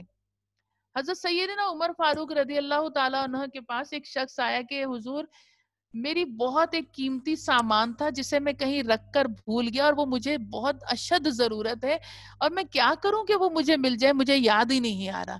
حضرت سیدنا عمر فاروق نے کہا تو ایسا کر 100 رکعت نفل ادا کر لے. 100 رکعت نفل ادا کر لے، تجھے وہ سامان بھولا ہوا جہاں رکھا ہے تو نے یاد آ جائے گا. وہ شخص گیا، جا کے نوافل پڑھنے شروع کرے. ابھی دوسرے پر پہنچا کہ اسے وہ بھولی ہوئی بات یاد آ گئی کہ سامان کہاں رکھا تھا اور خوش ہو گیا. بہرحال پھر بعد میں حضرت عمر فاروق کی بارگاہ میں گیا اور کہنے لگا حضرت وہ تو مجھے یاد آ گیا، میں نے نماز پڑھ رہا تو یاد آ گیا. حضرت عمر فاروق نے کہا کہ سامان مل گیا تیرا؟ کہا ہاں. کہا یہ بعد میں بتانا کہاں سے ملا، پہلے یہ بتا تو نے 100 رکعت نفل پورے کر لیے؟ تو اس نے کہا نہیں حضرت وہ تو 2 رکعت نفل میں یاد آ گیا تھا. تو ایک آہ بھری، کہا آہ شیطان چاہتا ہی کہاں ہے کہ بندہ نوافل پڑھ سکے، نماز پڑھ سکے. بہتر ہوتا کہ تو 100 رکعت نفل پورے کر لیتا.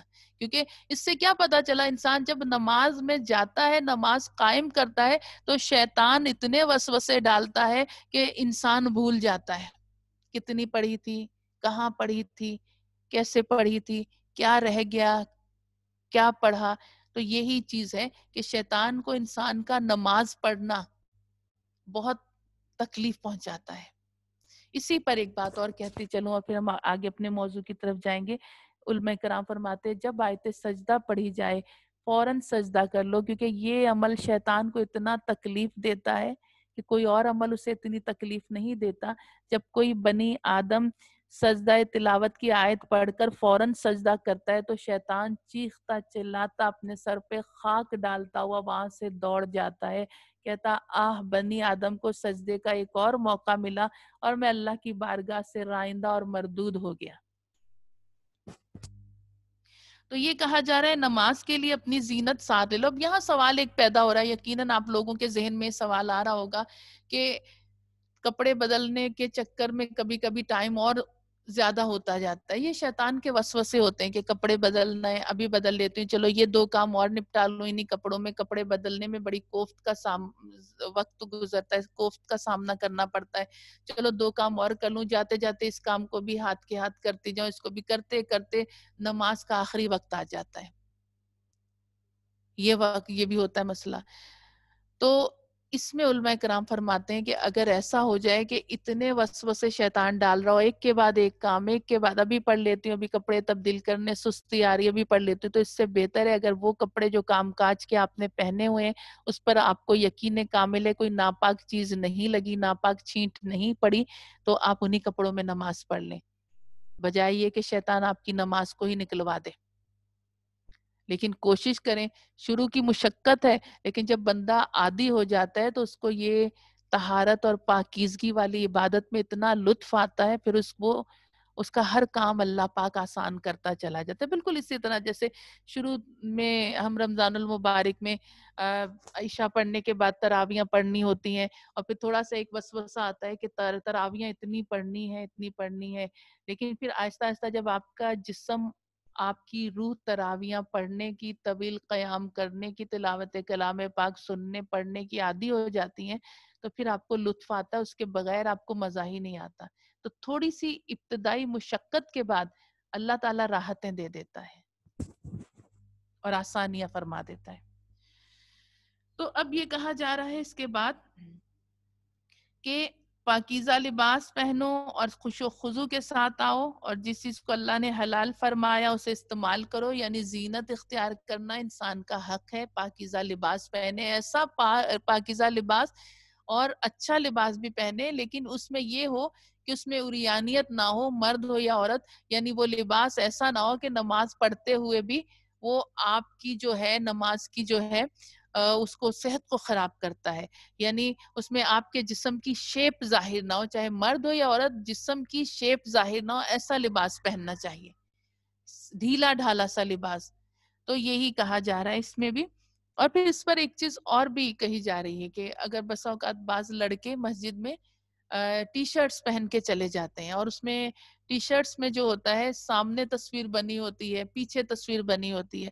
اگر تو سامنے تصویر اس کے بنی ٹی شرٹ کے تو وہ اس کی ہی نماز خراب ہوگی، لیکن اگر پیچھے بنی ہوئی تو پچھلے نمازی کو چاہیے کہ اسے ٹوک دے کہ آپ کی وجہ سے ہماری نماز خراب ہو رہی، کیونکہ آپ کے بیک سائڈ پر تصویر بنی ہے جس کی پہ نظر پڑ رہی اور ہم سجدہ یہاں کر رہے ہیں.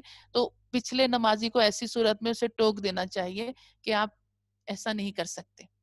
اور یہ ہمیں بھی اہتمام کرنا چاہیے کہ بچوں کو یہ چیز کی تعلیم دے کہ تصویر والی ایسی شرٹس، یا اگر تصویر نہ بھی ہو، بعض بچے اس طرح پڑھتے ہیں کہ وہ شرٹ جب وہ سجدے میں جاتے ہیں اتنی اوپر اٹھ جاتی کہ ان کا ستر ظاہر ہو رہا ہوتا ہے.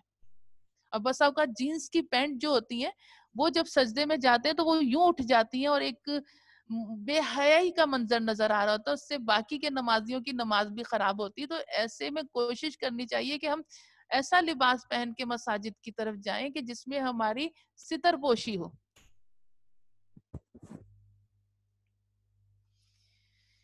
پھر آگے آیت نمبر 40 کی طرف ہم چلتے ہیں. بے شک جنہوں نے جھٹلایا ہماری آیتوں کو اور بڑے بنے یعنی تکبر کرا، ان کے لیے نہ کھولے جائیں گے آسمان کے دروازے، ان کے لیے نہ کھولے جائیں گے آسمان کے دروازے، اور نہ ہی وہ جائیں گے جنت میں یہاں تک کہ داخل ہو جائے اونٹ سوئی کے ناکے میں. یہ آیت نمبر 40 ہے. یعنی جنہوں نے کفر کرا اور تکبر کیا اور بڑے بنے رہے، جھٹلایا آیتوں کو اور تکبر کرا، تو اللہ فرما رہا ہے آسمانوں کے دروازے ان کے لیے نہ کھولے جائیں گے. یہ آسمانوں کے دروازے کھولنا سے ایک مراد تو یہ بھی لی جا سکتی ہے کہ جب کسی کی روح کو قبض کیا جاتا ہے، فرشتے روح کو قبض کرتے ہیں، اور اگر گنہگار ہو اس کو آسمان کی طرف روح کو لے جایا جاتا ہے، تو کہتے ہیں کہ اس روح سے اس قدر بدبو اٹھ رہی ہوتی کہ جیسے کسی مردار کی بدبو ہو، اور آسمان والے چیخ اٹھتے ہیں کہ کس خبیث کی روح کو لایا جا رہا ہے، اور اس کو جو برے القابات سے پکارا جاتا ہے اور کہا جاتا ہے فلاں ابن فلاں، تو کہا جاتا ہے لے جاؤ اس خبیث کو، اس کے لیے آسمان کے دروازے ہرگز نہیں کھلیں گے، اور لے جا کر اسے زمین پر پٹک دو. تو ایسی روح کو زمین پہ پٹک دیا جاتا ہے.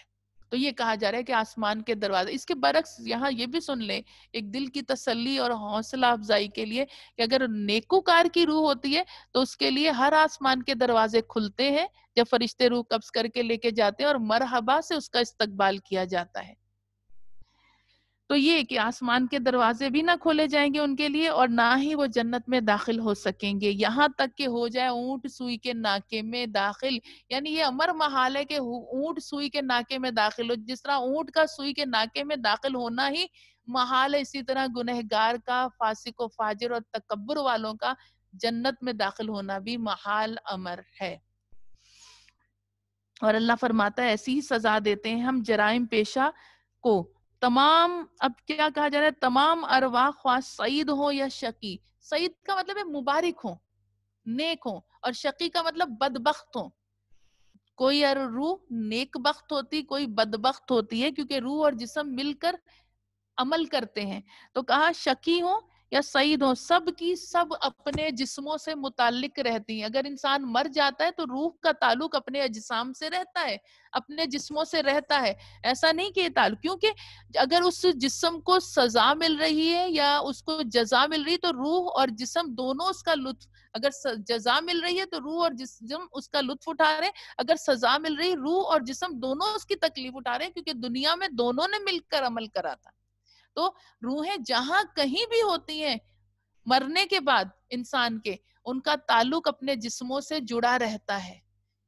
اور یہ بھی یاد رکھیے گا، یہاں یہ بات کرتی چلوں کہ اسی وجہ سے روحیں تو ایک لطیف جسم ہے، ان کو آر پار آنا جانا یا یہ چیزیں ان کے لیے کوئی مشکل کام نہیں ہے. اللہ نے ان کو یہ دیا ہوا ہے کہ بیک وقت اپنے گھر والوں کو بھی دیکھ رہی ہوتی ہیں. ہمارے مرنے کے بعد ہمارے گھر والے ہمارے لیے سال ثواب کر رہے ہیں, ہمارے لیے فاتحہ خوانی کر رہے ہیں, ہمیں یاد کر رہے ہیں کہ نہیں. علامہ جلال الدین سیوطی رحمت اللہ علیہ اپنی کتاب شرح الصدور میں یہ فرماتے ہیں کہ جو روحیں اپنے گھر والوں کو دیکھتی ہیں اور دیکھتی ہیں کہ وہ بھول گئے, تو وہ کہتی ہیں جس طرح تم نے ہمیں بھلایا اللہ تمہیں بھلا دے.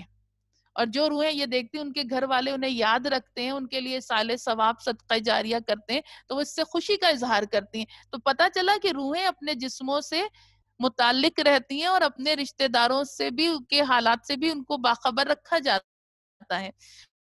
تو یہ کہا جا رہا ہے اس بنا پر روزاب ہوتا ہے تو جسم کو اس کا درد محسوس ہوتا ہے. جب روزاب ہو رہا ہے تو جسم کو درد محسوس ہو رہا ہے. اہل ایمان, اب یہ بڑا ایک اہم نقطہ ہے, میں چاہوں گی کہ ہمارے یہاں اکثر یہ سوالات بے شمار متعدد مرتبہ ہمارے پاس آتے ہیں, خواتین پریشان ہوتی ہیں کہ اس کا کیا جواب ہو. میں چاہوں گی اسے آپ نوٹ کر لیجئے. اور یہ کیا ہے کہ اہل ایمان گنہگاروں کی روحیں زمین و آسمان کے درمیان ہوا میں لٹکی ہوئی ہوتی ہیں. اہل ایمان گنہگاروں کی روحیں زمین اور آسمان ہوا میں معلق یا لٹکی ہوئی ہوتی ہیں, اور ان میں سے بعض اپنی قبور میں مقید ہوتی ہیں, بعض اپنی قبروں میں قید کر دی جاتی ہیں. کچھ زمین و آسمان میں لٹکی ہوتی ہیں اہل ایمان گنہگاروں کی روحیں, اور کچھ اپنی قبروں میں قید کر دی جاتی ہیں. اور کسی کو ہفتہ, کسی کو مہینہ, اور کسی کو سال, اور کسی کو کم اور کسی کو زائد, لیکن ان کو اس وقت نجات نصیب ہوتی ہے جب ان کے لیے ایصال ثواب کیا جاتا ہے. سبحان اللہ. اور نیکیوں کے ذریعے ان کی امداد کی جاتی ہے. نیکیوں کے ذریعے امداد کون کر رہے ہیں؟ جو زندہ ہیں, جو ان کے اپنے ہیں, لواحقین ہیں, جو عزیز و قارب دوست احباب ہیں. حتیٰ کہ یاد رکھیے حدیث پاک میں آتا ہے مومن کے لیے نفع آور ہے. جب ایک مسلمان, نبی پاک صلی اللہ علیہ وسلم نے فرمایا, حضرت علی کے راوی ہیں, فرمایا کہ ایک مسلمان کا گزر کسی قبرستان سے ہوتا ہے اور وہ اس قبرستان پہ رک کر درود پاک پڑھ کے 11 مرتبہ قل ہو اللہ پڑھ کے اس قبرستان کے تمام مردوں کو ہدیہ ثواب کرتا ہے, تو اللہ پاک ان کو وہ ثواب پہنچاتا ہے, نہ صرف بلکہ پڑھنے والے کو ان کی تعداد کے برابر اللہ پاک اجر عطا فرماتا ہے. اب یہ مجھے بتائیے کیا ایک قبرستان میں سارے ہمارے رشتہ دار ہوں گے؟ ایک مسلمان کا گزر ہوا تو اس قبرستان میں جتنے مسلمان مردے ہیں سب اس کے رشتہ دار ہیں؟ نہیں. اس سے کیا پتا چلا؟ مومن کے لیے نفع آور ہوتا ہے, چاہے وہ اس کا رشتہ دار ہو چاہے وہ اس کا غیر ہو.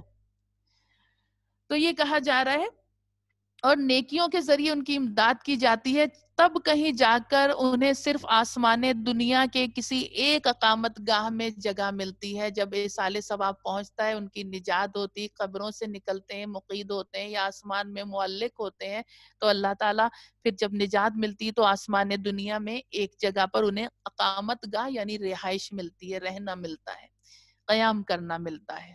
اب ہم آگے بڑھیں گے, اگلی آیت کی طرف بڑھیں گے. بڑا اہم تھا, میں چاہ رہی تھی آپ لوگ اسے نوٹ کر لیں, اور میں یقین کرتی ہوں کہ آپ نے اسے نوٹ کر لیا ہوگا انشاءاللہ. پھر آگے چلتے ہیں آیت نمبر 46 میں, اور جنت اور جہنم. یہ اب اس سورت کا عنوان, موضوع اعراف. میں نے کہا تھا نا تھوڑا ذکر اعراف کا تعارف میں نے آپ کو شروع میں دیا تھا, اب باقی کا ذکر ہم اس آیت کے بیان پر کریں گے. اعراف آیت نمبر 46, اور جنت اور جہنم کے درمیان ایک آڑ ہے یا ایک پردہ ہے, اور یہ کیا ہے؟ یہ اعراف ہے. ایک آڑ, ایک پردہ, ایک بلند جگہ. مفسرین فرماتے ہیں یہ اعراف, مقام اعراف ہے.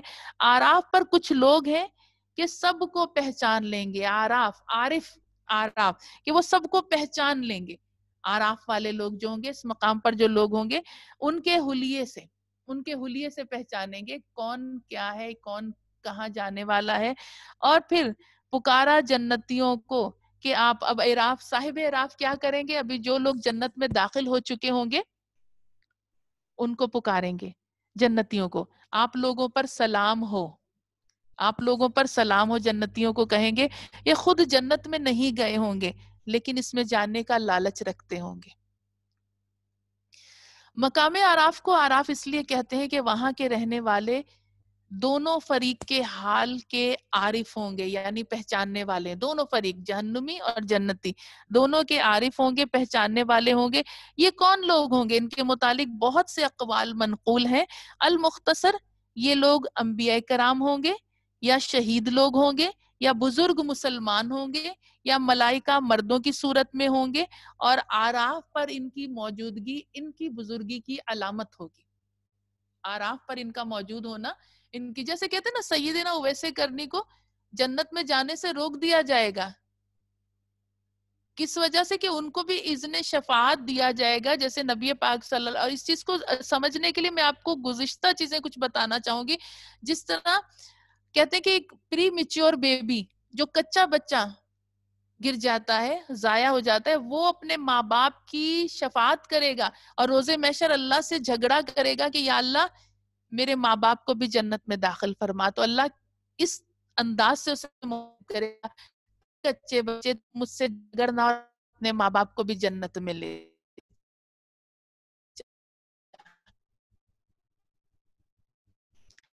اسی طرح کرنے والی صورت، یا اللہ مجھے اپنے کلام سے نکال دے یا میرے پڑھنے والے کو جنت میں داخل کر دے. اسی طرح کہتے ہیں علماء کرام، حدیث پاک میں آتا ہے کہ مومن کی آنکھ کا وہ بال، آنکھ کا جو ہماری پلکیں ہیں، اس کا ایک بال، پلک کا ایک بال جو اتنا آنسو خوف خدا سے نکلا کہ ایک مکھی کے پر کے برابر، جس نے صرف ہماری پلک کے ایک بال کو بھگو دیا، وہ بال روز محشر اللہ سے کہے گا یا اللہ یا تو مجھے اس کی آنکھ سے نکال دے یا اس کو جنت میں داخل کر دے. تو اللہ جنت میں داخل کر دے گا. تو یہ آپ دیکھیے یہ کتنی شفاعت کے کتنے اللہ تعالیٰ نے طریقے تھا. ایک حافظ قرآن 10 ایسے لوگوں کو اپنے خاندان کے جن پر جہنم واجب ہو گئی ہوگی ان کو جنت میں لے کر جائے گا. ایک حافظ قرآن، ایک عالم دین تو کئی گنا زیادہ لوگوں کو لے کے جائے گا، اپنے خاندان کے ان لوگوں کو جن پر جہنم واجب ہو گئی ہو. تو آپ سوچیں سیدنا ویسے کرنی کو روک لیا جائے گا جنت میں جانے سے، اور ان کو کہا جائے گا، وہ پوچھیں گے تو کہا جائے گا کہ حضور کی امت کی شفاعت کے لیے. تو یہ اور شفاعت کبریٰ تو نبی پاک صلی اللہ علیہ وآلہ وسلم ہی فرمائیں گے. لیکن آپ سوچئے کہ یہ کتنے اللہ تعالیٰ نے طریقے بتائیں، کتنے ایک آسانیاں کر دی لوگوں کے لیے، اپنے بندوں کے لیے. تو یہ کہا جا رہا ہے کہ یہ وہاں ہوں گے، اور یہ ان کا اس مقام پر ٹھہرنا کیا ہوگا کہ ان کی نیک ہونے، ان کی بزرگی کی دلیل ہے. اور ایک قول کے مطابق آراف میں وہ لوگ ہوں گے جن کے نیک اور بد اعمال برابر ہوں گے. اب ایک قول اعمال برابر ہوں گے، اور یا جن کے ماں باپ میں سے ان سے ایک راضی ہوگا اور ایک ناراض ہوگا. اس سے دعوت فکر کیا ملتی؟ ماں باپ کی نوک جھونک میں بچوں کو پیچھے نہیں پڑنا چاہیے. جب ماں باپ میں آپس میں نوک جھونک ہو رہی ہو، جھگڑا ہو رہا ہو، بچوں کو نیوٹرل بن جانا چاہیے. اگر باپ کی سائیڈ لے گا تو ماں کی دل آزاری، ماں کی سائیڈ لے گا تو باپ کی دل آزاری. لہٰذا بچوں کو والدین کے جھگڑے میں بیچ میں آنا ہی نہیں چاہیے. اچھا ایک کال ہمیں یہ بھی ملتا ہے، یہ بھی بتاتی چلوں کہ یہ وہ شہداء ہوں گے آراف کے مقام پر کہ جن کے والدین ان سے راضی نہیں ہوں گے. اب درجہ تو شہادت کا، لیکن والدین راضی نہیں. تو یہ مختلف اقوال ہمیں صاحب آراف کے متعلق ملتے ہیں، اور یہ سب مختلف تفسیروں میں بیان کیے گئے ہیں.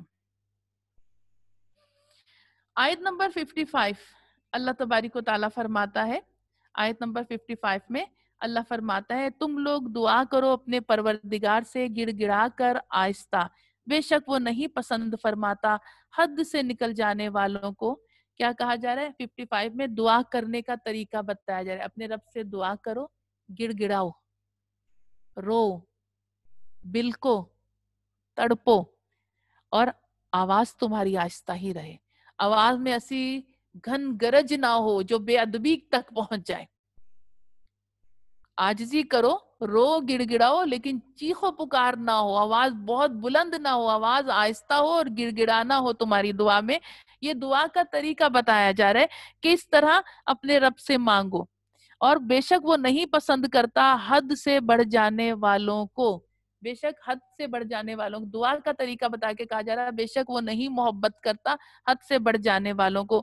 خیال رہے کہ دعا کرنے میں بھی حد سے تجاوز نہیں کرنا چاہیے، اور ہر حال میں ہی راہ اعتدال کو اپنانا چاہیے.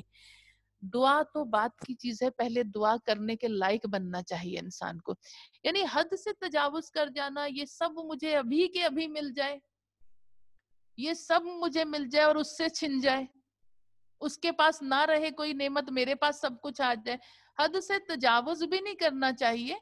اس کی عطا اس کی رحمت ہے کہ وہ جس کو چاہے رزق بے حساب دے اور جس کو چاہے رزق کی تنگی کر دے، وہ اس کی عطا ہے. لیکن تجاوز نہیں کرنا چاہیے کہ سب کا مال مجھے مل جائے اور وہ سارے قلاش ہو جائیں. تو دعا میں حد سے تجاوز نہیں کرنا چاہیے اور دعا کے آداب سیکھنے چاہیے. تو یہ کہا جا رہا ہے. پھر اس میں قوم نوح کا ذکر آیا اور قوم نوح کا جو علاقہ، قوم نوح اور قوم عاد کا ذکر. ان کا علاقہ جو ہے زمین احقاف پر حضر موت سے عمان تک کا علاقہ ہے. عمان جو ایک عرب ریاست ہے، وہاں تک یہ قوم نوح اور قوم عاد اس علاقے میں رہیں. اور قوم سمود، یہ ان کا سلسلہ جا کے حضرت نوح سے ملتا ہے. قوم سمود کا سمود بن عابر بن ارم بن سام بن نوح، اور ان کا علاقہ جو ہے ملک حجاز. اب آپ کو یہ سمجھنا پڑے گا، دیکھیں سیرت کی کتب کا مطالعہ کریں گے تو ہمیں یہ الفاظ سمجھ میں آئیں گے. حجاز، حجاز مقدس کہتے ہیں ہم. عرب کی جب اس کو دیکھتے ہیں ہم آبادی کو، تو مکہ اور مدینہ حجاز مقدس کہلاتے ہیں. اسی طرح ریاض کو نجد کہا جاتا ہے. تو اس طرح ان علاقوں کا ہمیں سیرت کی کتب میں سب پتا چلے گا کس کا کیا نام تھا، اس وقت کیا حالات تھے.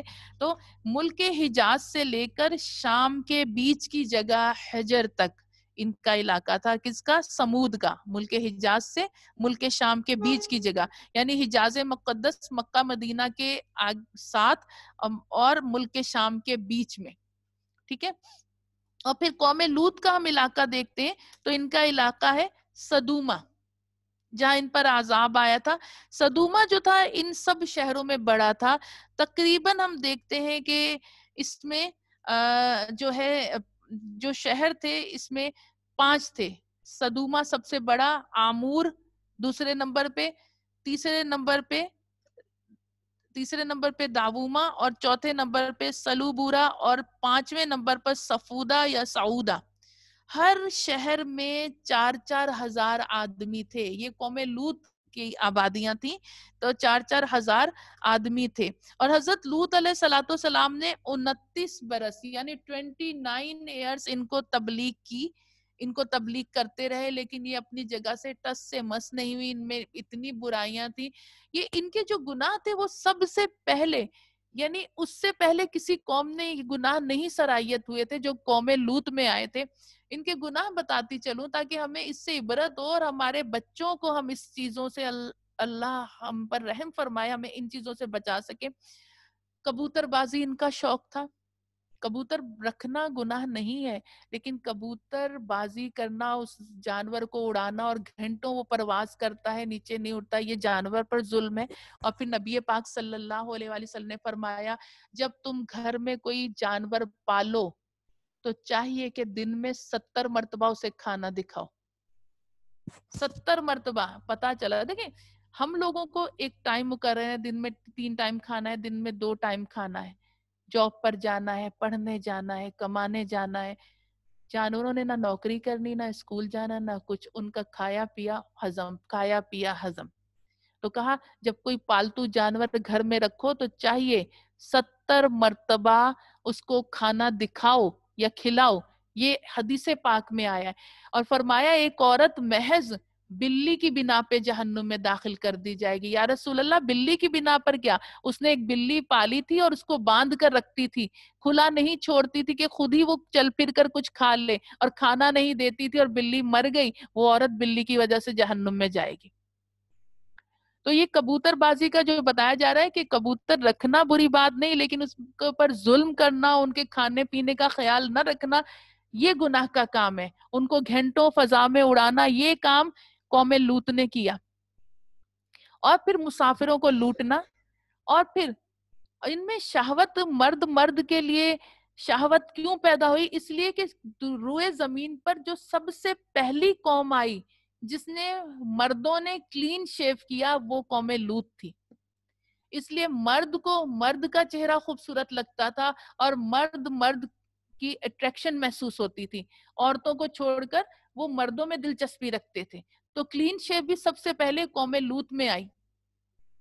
اور اتنے یہ لوگ اس چیز کے عادی ہو گئے تھے کہ ان کی عورتیں بھی اس چیز کی عادی ہو گئی تھی کہ وہ اپنی بیویوں میں توجہ نہیں دیتے تھے، بلکہ بسا اوقات حد سے بڑھ اس قدر گئے تھے کہ عورتوں کے سامنے ہی اس طرح کے معاملات کیا کرتے تھے اور لڑکوں کو پکڑ کر ان کے ساتھ زیادتی کیا کرتے تھے، بدفعلی کیا کرتے تھے. تو اللہ فرماتا ہے ایسے گناہ جو روئے زمین پر تم سے پہلے کسی اور نے نہیں کیے، اس قوم سے اللہ فرما رہا ہے، قوم لوط سے. تو یہ کہا جا رہا ہے. اور پھر کیا ہے، ان کا ذکر، قوم لوط کا ذکر کیا گیا جا رہا ہے. حضرت لوط علیہ السلام نے 29 برس ان کو تبلیغ فرمائی. پھر اس کے بعد حضرت شعیب علیہ السلام کا ذکر اس سورہ میں آیا ہے. حضرت شعیب علیہ السلام دو قوموں پر آئے، ایک ایکا والوں پر اور ایک مدین والوں پر. دو قوموں پر، دو قوموں کا ذکر قرآن کریم میں آیا، کہیں مدین والوں کا، کہیں ایکا والوں کا. یہاں مدین کا ذکر ہے. مدین کی اگر ہم ہسٹری میں دیکھیں تھوڑا سا آپ کی توجہ کے لیے، کہ مدین جو تھے، بعض روایات میں یہ آیا ہے کہ حضرت ابراہیم علیہ السلام کے ایک بیٹے کا نام مدین بھی تھا. دو بیٹے ہم جانتے ہیں، حضرت اسماعیل، حضرت اسحاق، لیکن ایک بیٹے کا نام مدین تھا. اور وہ مدین جو تھے وہ آ کر اس علاقے میں آباد ہو گئے تھے، اور انہی کے نام پر اس علاقے کا نام اور اس قوم کا نام مدین پڑا، جہاں اللہ نے حضرت شعیب علیہ السلام کو بھیجا، جو کہ حضرت موسیٰ علیہ السلام کے سسر بنے، حضرت صفورہ کے والد. تو یہ ان کا ہے. اور ان کا ذکر کیا تھا، ان کی قوم کا کیا گناہ تھا، ناپ تول میں کمی کرتی تھی، مسافروں کو لوٹتی تھی. اللہ نے زرخیزی بے انتہا عطا فرمائی تھی. یعنی کچھ زمینیں ایسی ہوتی ہیں کہ ان کو پانی دینا پڑتا ہے، کچھ زمینیں ایسی ہوتی ہیں بارش ان کو سبزہ دے دیتی ہے. تو یہ ایسا سرسبز علاقہ تھا. اتنی نعمتوں کے باوجود ڈکیتیاں، لوٹ مار، مسافروں کو لوٹنا، ناپ تول میں کمی کرنا. حضور نبی پاک صلی اللہ علیہ وآلہ وسلم نے فرمایا کہ ساری امتوں میں جو گناہ تھے وہ سارے گناہ ایک وقت میں آ کے میری امت میں اکٹھے ہو جائیں گے، لیکن میری امت میں ایک گناہ زائد ہوگا جو کہ کسی اور امت میں نہیں. ناپ تول میں کمی کرے گی، یہ سب چیزیں اپنی جگہ ہے، لواطت بھی آ جائے گی، برائی بھی آ جائے گی، اور بے حیائی کی گفتگو بھی کرے گی. لیکن جو ایک زائد گناہ میری امت میں ہوگا وہ یہ ہوگا کہ قوم لوط میں تو مرد مرد کے ساتھ بدفعلی کرتا تھا، میری امت میں مرد مرد کے ساتھ تو بدفعلی کرے گا، لیکن عورت عورت کے ساتھ بھی بدفعلی کرے گی. یہ ایک زائد گناہ جو دیگر امتوں میں نہیں تھا، میری امت میں قیامت سے قبل آئے گا. تو ہم دیکھ رہے ہیں اس طرح کی چیزیں آج جو ایک سرسری سا ذکر کر کے چلتی چلوں کہ جو حقوق کے، عورتوں کے حقوق کی بات ہو رہی، اس میں ان چیزوں کی بھی بات ہو رہی، ہم دیکھ رہے ہیں. اور اللہ تعالی ہم سے راضی ہو جائے جو ہم غلطیاں اور خطائیں کرتے چلے جا رہے ہیں. پھر آخر میں جو ایک آیت آ رہی ہے، یہ آیت تو یہ کہ اس میں ذکر ہے تھوڑا کہ 133، آیت نمبر 133 سورہ اعراف کی جو آیت ہے اس کا ذکر آ رہا ہے کہ تو بھیج دیا ہم نے ان پر طوفان. یہ کس کی قوم کا ذکر ہے؟ حضرت موسیٰ علیہ السلام کی قوم. تو یہ فرعونیوں پر عذاب کا ذکر آیا ہے کہ تو بھیج دیا ہم نے ان پر طوفان. پہلے ان کے پاس طوفان کا عذاب آیا، اللہ نے طوفان عذاب کی صورت میں بھیجا، نہ ختم ہونے والا بارشوں کا سلسلہ. آج آپ دیکھیں، میں اس پر ہم کوئی کلام نہیں کر سکتے، مشیت الہی اللہ جانتا ہے کہ کیا ہے. آج ہم دیکھتے ہیں بے موسم کی بارشیں ہو رہی ہیں، جب فصلیں تیار ہیں اور ایسے موسم میں کسان دعا کرتا ہے کہ یا اللہ سونے کی بارش بھی نہ برسانا کہ ہم اناج کو گھر میں لے آئیں. تو بے موسم کی بارشیں ہوتی ہیں. تو کہا کہ یہ ان پر ایسے لا متناہی بارشوں کا سلسلہ آ گیا، اور اتنی بارشیں کہ ان کے گھروں کے سامان بھی ڈوبے ڈوبے جاتے تھے. اور یہ اللہ کی واضح غضب کی نشانی تھی کہ ایک طرف فرعون کی قوم تھی قبطی، یہ قبطی تھے، اور حضرت موسیٰ علیہ السلام کی قوم تھی بنی اسرائیل. اب بارش جب ہوتی تھی اور طوفان آتا تھا تو قبطیوں کے تو بستر بھی اور گھر کے ساز و سامان بھی اس پانی میں ڈوب جاتے تھے، حتیٰ کہ قد تک، یہاں تک پانی میں ڈوبے ہوئے انسان ہوتے تھے. لیکن اس کے برعکس ساتھ ہی گھر جو بنی اسرائیل کا ہوتا تھا، کسی بنی اسرائیل کے فرد کا ہوتا تھا، اس گھر میں پانی کا نام و نشان نہیں ہوتا تھا. یعنی یہ واضح عذاب کی نشانی تھی، لیکن پھر بھی یہ لوگ اللہ کی بارگاہ میں توبہ نہیں لائے، قبطی فرعون والے. پہلے نمبر پہ طوفان کا عذاب آیا، پھر دوسرے نمبر پہ اللہ فرما رہا ہے پھر ہم نے ٹڈیوں کا عذاب بھیجا، ان کی فصلیں تباہ کر دی، فصلیں کھا لی، اناج کھا لیا، گھروں میں جو چیزیں تھی وہ کھا لی، ہر چیز کھا لی، ٹڈیوں کا ایسا عذاب آیا۔ پھر جب وہ عذاب گیا تو اچھا یہ یاد رکھیے، عذاب کا جب ہم پڑھتے ہیں قرآن کریم میں تو عذاب جب اللہ کا آتا تھا بدھ کے دن آتا تھا، بدھ کے دن آتا تھا، بدھ کے دن یہ عذاب آتا تھا۔ تو بدھ کے دن عذاب آیا تو پھر اس کے بعد کہا کہ ٹڈی کے عذاب کے بعد جب وہ گیا تو پھر اللہ فرماتا ہے قمل، قمل کہتے ہیں جوئیں۔ اچھا جوؤں میں دونوں طرح کی جوئیں، ایک انسانوں کے سروں میں پڑنے والی جوئیں، ایک جانوروں میں پڑنے والی جوئیں، اور ایک کپڑوں لباس میں پڑنے والی، تین طرح کی جوئیں ہوتی ہیں۔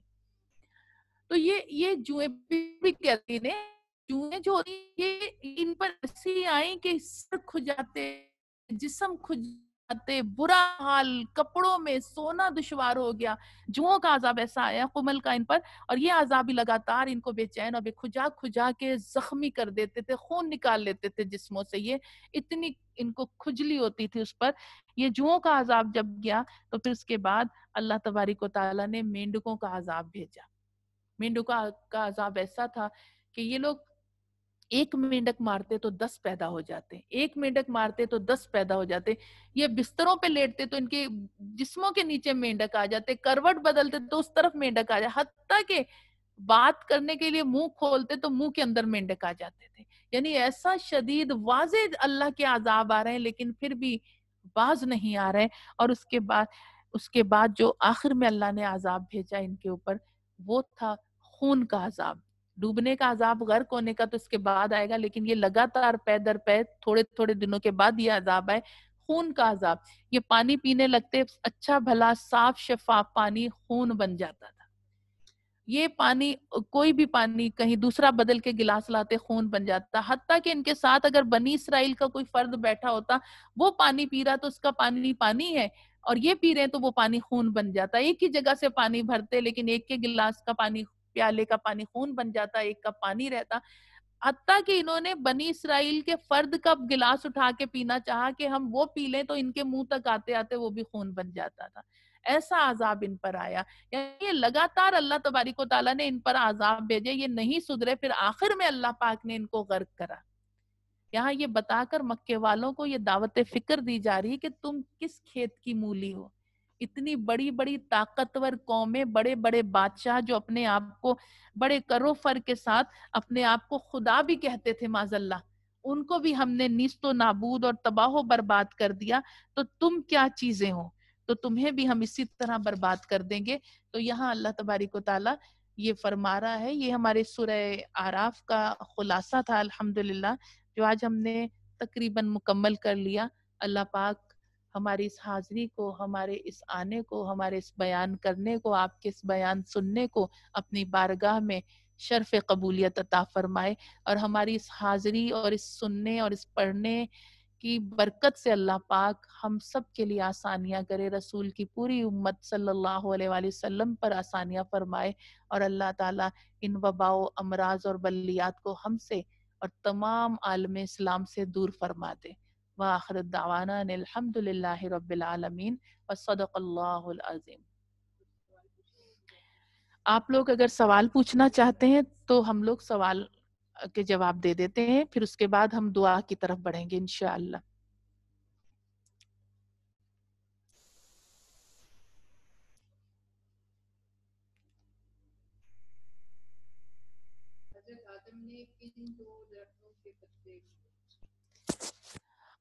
ایک انجیر تھا اور ہاں سوال آیا ہے کہ حضرت آدم نے کن 2 درختوں کے پتے جو تھے لیے تھے۔ اچھا اس میں تھوڑی سی بات ادھوری رہ گئی تھی، آپ نے سوال پوچھا تو مجھے آیا، ذہن میں آیا کہ اسے کلیئر کر دوں۔ 2 درختوں کے پتے تھے، سارے درختوں کو حکم نہیں تھا کہ حضرت آدم کو پتے دیں، لیکن ان کو مشیت الہی تو ایسی تھی، لیکن ان درختوں نے پتے دیے، زیتون اور انجیر کے درخت نے، ان دونوں نے پتے دیے۔ اسی لیے اللہ تعالیٰ نے جب دیکھیں سورہ بقرہ میں کہا نا، تم سب کے سب تم سب کے سب نیچے اترو، یعنی اس میں یہ درخت بھی اتارے گئے تھے زمین پر، یہ درخت بھی اتارے گئے تھے، شیطان کو بھی بھیجا تھا، حضرت آدم حضرت حوا کو بھی اتارا تھا، ہر ایک کو مختلف مقامات پر اتارا گیا تھا. تو آج ہم دیکھتے ہیں کہ جہاں انجیر زیتون بہت زیادہ پیدا ہوتا ہے اس جگہ زیتون کے درخت کو اتارا گیا، انجیر کے درخت کو بھی اتارا گیا. انجیر کے درخت کے متعلق ایک چیز اور بتا دوں، لیکن پہلے ہم اس بات کو کریں کہ اللہ تعالیٰ نے یہ سوال کرا تھا، اے انجیر اور اے زیتون تو نے کیوں آدم کو پتے دیے جبکہ اور درخت نہیں دے رہے تھے؟ تو انہوں نے کہا یا اللہ ہمیں یہ دیکھ کر حیا آئی کہ کوئی درخت پتے نہیں دے رہا تو ہم نے اپنے پتے آدم اور حوا کو دے دیے. تو اللہ نے فرمایا اب تم اس کے ساتھ تم بھی زمین پر اترو گے. تو ان کو زمین پر اتارا گیا تھا. ٹھیک ہے، تو یہ دو درخت تھے، زیتون اور انجیر کا درخت. ایک بات آخری بتاتی چلوں، انجیر کے مشاہدے میں یہ بات آئی ہے، انجیر کے درخت کے لوگوں نے، جیسے آپ نے دیکھا ہوتا ہے، دیکھتے ہیں آپ لوگ کہ بعض چینلز پہ ایسے کچھ ایسی چیزیں دکھائی جاتی، پتوں کا، کونپلوں کا نکلنا زمین سے، پھولوں کا کھلنا، پھلوں کا، پھولوں کے شگوفوں سے نکلنا. انجیر کے درخت پر یہ ایک دنیاوی ریسرچ ہے جو میں آپ کو بتا رہی ہوں. انجیر کے درخت پر لوگوں نے راتوں بیٹھ بیٹھ کے مشاہدہ کرنے کی کوشش کی کہ اس کا پھل نکلتا کیسا ہے، کوئی نہیں دیکھ پایا. وجہ اس کی کیا بتائی جاتی ہے کہ اس نے جس طرح سیدنا آدم علیہ الصلوۃ والسلام کا پردہ رکھا اسی طرح اللہ نے اس کا پردہ رکھا. تو یہ انجیر کے درخت کے متعلق، ہاں، تو اس کے متعلق یہ کہا جاتا ہے، یہ دنیاوی ریسرچ ہے کہ مطلب لوگوں نے راتوں کو بیٹھ بیٹھ کے کیمرے لگا لگا کے اس کو دیکھنا چاہا کہ کس طرح وہ کونپلیں نکلتی ہیں، وہ پھل نکلتا اس کا. تو یہ ریسرچ کری تو نہیں پتا چلتا. واللہ عالم.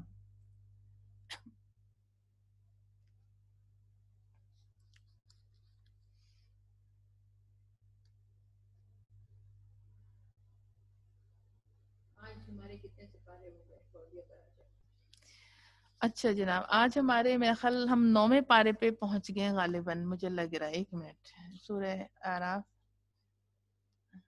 ہاں ہمارے 8 پارے ہمارے ہو گئے الحمدللہ، اور 9ویں پارے پر ہم ہیں، 9ویں پارے پر ابھی پہنچے ہیں.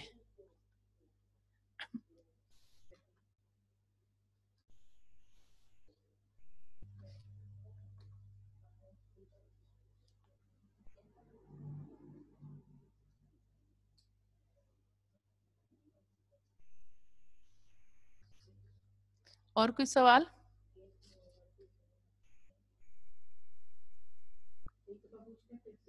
ہاں ایک کچھ آیا ہے، دیکھیں تمینا.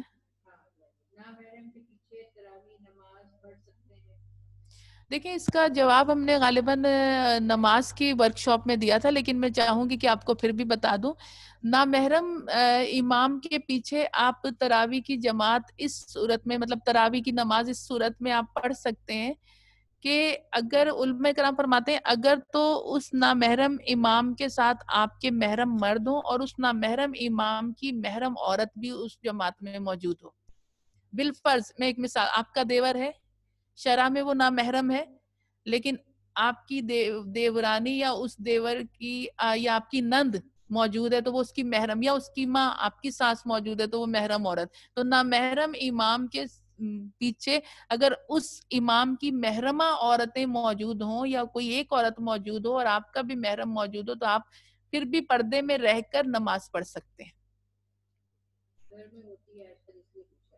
اچھا اچھا صحیح، ہاں تو اس صورت میں آپ پڑھ سکتے ہیں. 26، ایک منٹ.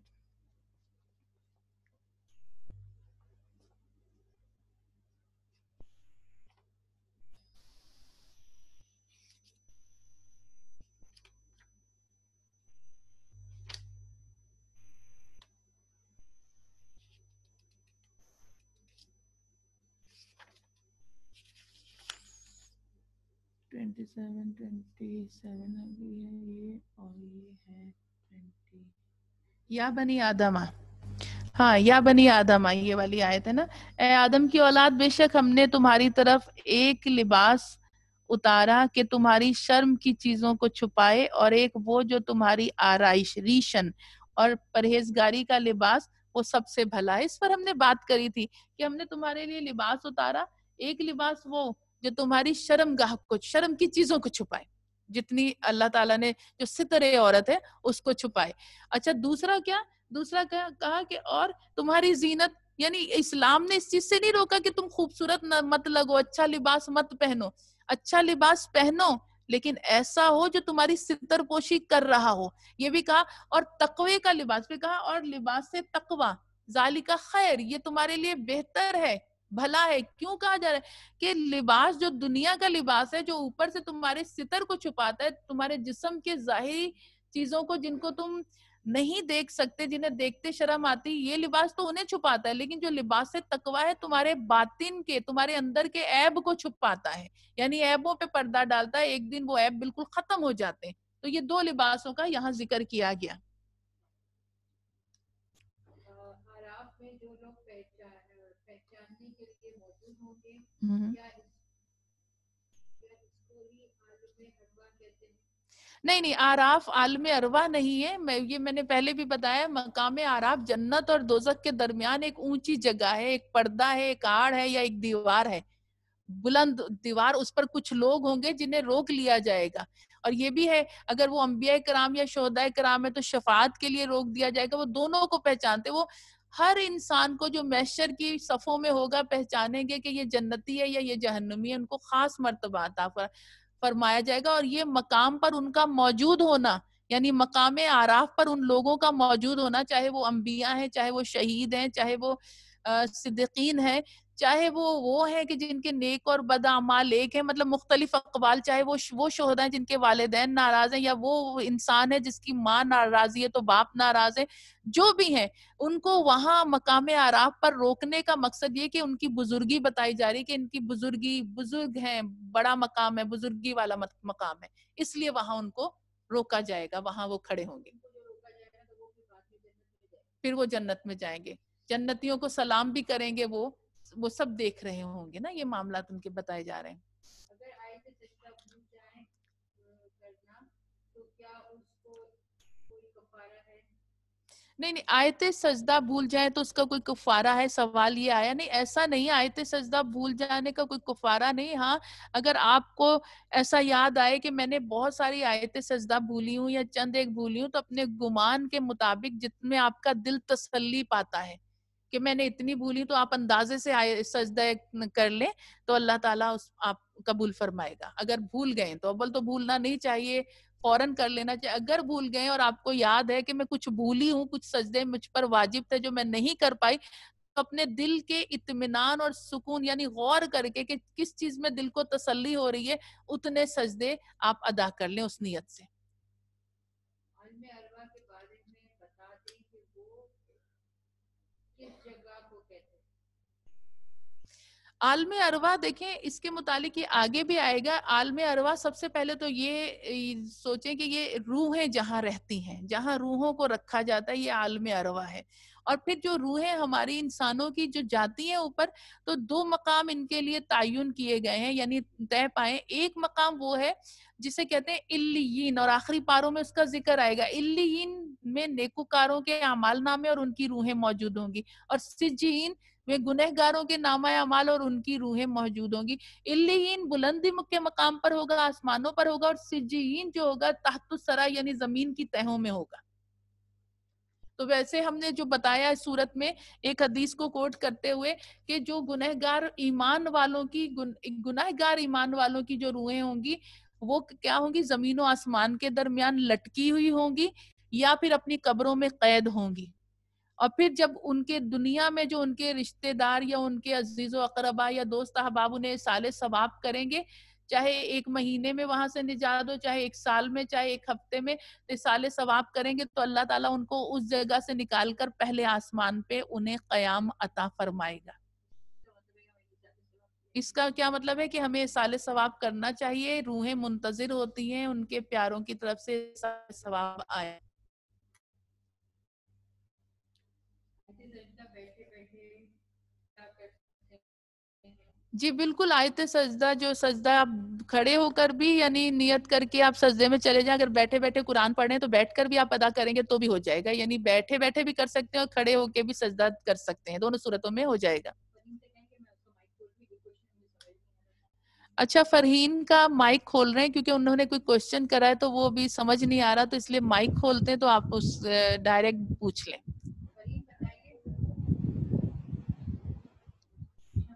جی فرہین سوال کیجئے. جی جی السلام علیکم باجی.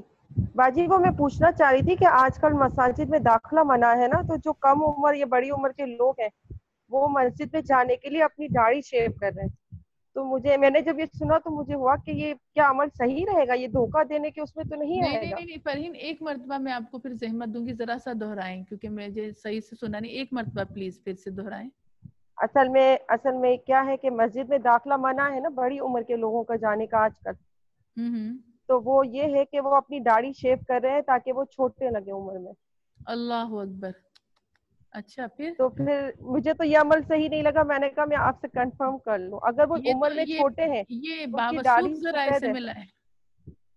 جی جی جی تو وہ تو داڑھیوں کو ڈائی بھی تو کر سکتے ہیں. جی داڑھی کو ڈائی کرنا تو میرے خیال میں اجازت ہے ویسے نا. وہ دوسرے نارمل. کلر سے، بلیک سے نہیں نا. اس کی ایک جی جی الگ بلیک بحث کے ہے، اس میں علاوہ. پڑی نا. ہاں اس کی بحث میں گئے ٹھیک تو ٹھیک. بات لمبی ہو جائے. بس میں یہ بتا رہی ہوں، جی جی سوال یہ آیا ہے، سب سن لیں کہ آج کل بڑی عمر کے لوگوں کو مسجدوں میں داخل ہونے سے روکا جا رہا ہے نا. جیسے مفتیان کرام نے وہ شرائط لگائی بچے نہ آئے اور بڑی عمر کے لوگ. تو لوگ جو ہیں وہ داڑیاں کٹوا کے جا رہے ہیں مسجدوں میں. تو یہ تو دھوکا، اور یہ واضح دھوکا ہے. یہ تو بہت، ایک تو داڑھی کٹوانے کا گناہ اور اوپر سے ایک دھوکا دینے کا گناہ، اور وہ بھی مسلمانوں کو. یہ کہاں پر ہو رہا ہے ویسے فرہین؟ کہ جانا تاکہ وہ عمر میں چھوٹے لگے. ہاں ہاں. تو یہ کہاں پر ہو رہا ہے فرہین، یہ جو ہو رہا ہے؟ نہیں، آپ نے میرا جواب سنا. جی ہاں یہ مطلب یہ کٹوانے کا تو میں نے نہیں، ڈائی میں نے دیکھا ہے کہ ڈائی کروایا. اصل میں وہ عمر میں ویسے چھوٹے ہیں لیکن ان کی داڑھی پوری سفید تھی. انہوں نے اچھا. اتنے سالوں میں کبھی ایسا نہیں کیا، لیکن اس وجہ سے انہوں نے اس دفعہ داڑھی کو کلر بھی کرایا. تو مجھے یہ بات بہت کھٹکی، تو میں نے کہا میں آپ سے پوچھوں. لیکن ان کی عمر اس کیا طرح آیا کر اسی سکتے ہیں یہ دو؟ نہیں ان کی نہیں عمر وہ تو عمر تو چھوٹے ہیں، 50 سے کم عمر کے ہیں، لیکن ہاں وہ انہوں نے 50 داڑھی سے کو کم. ڈائی کر دیا. اچھا دیکھیں، اس صورت میں اگر وہ کر رہے یہ ہیں دھوکہ دینے کے اس میں نہیں آ رہا.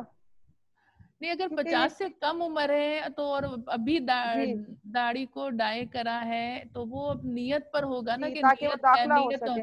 ہاں، جی جی نیت تو نیکی کی ہے نا ان کی.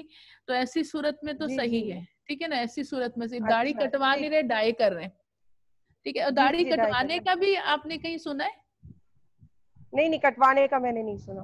Okay sorry. اوکے، صحیح صحیح صحیح. صرف ڈائی کا، صرف ڈائی کا. صرف ڈائی کا. چلیں ٹھیک ہے ٹھیک ہے ٹھیک ہے. اوکے صحیح صحیح. اب تو کوئی اور سوال نہیں؟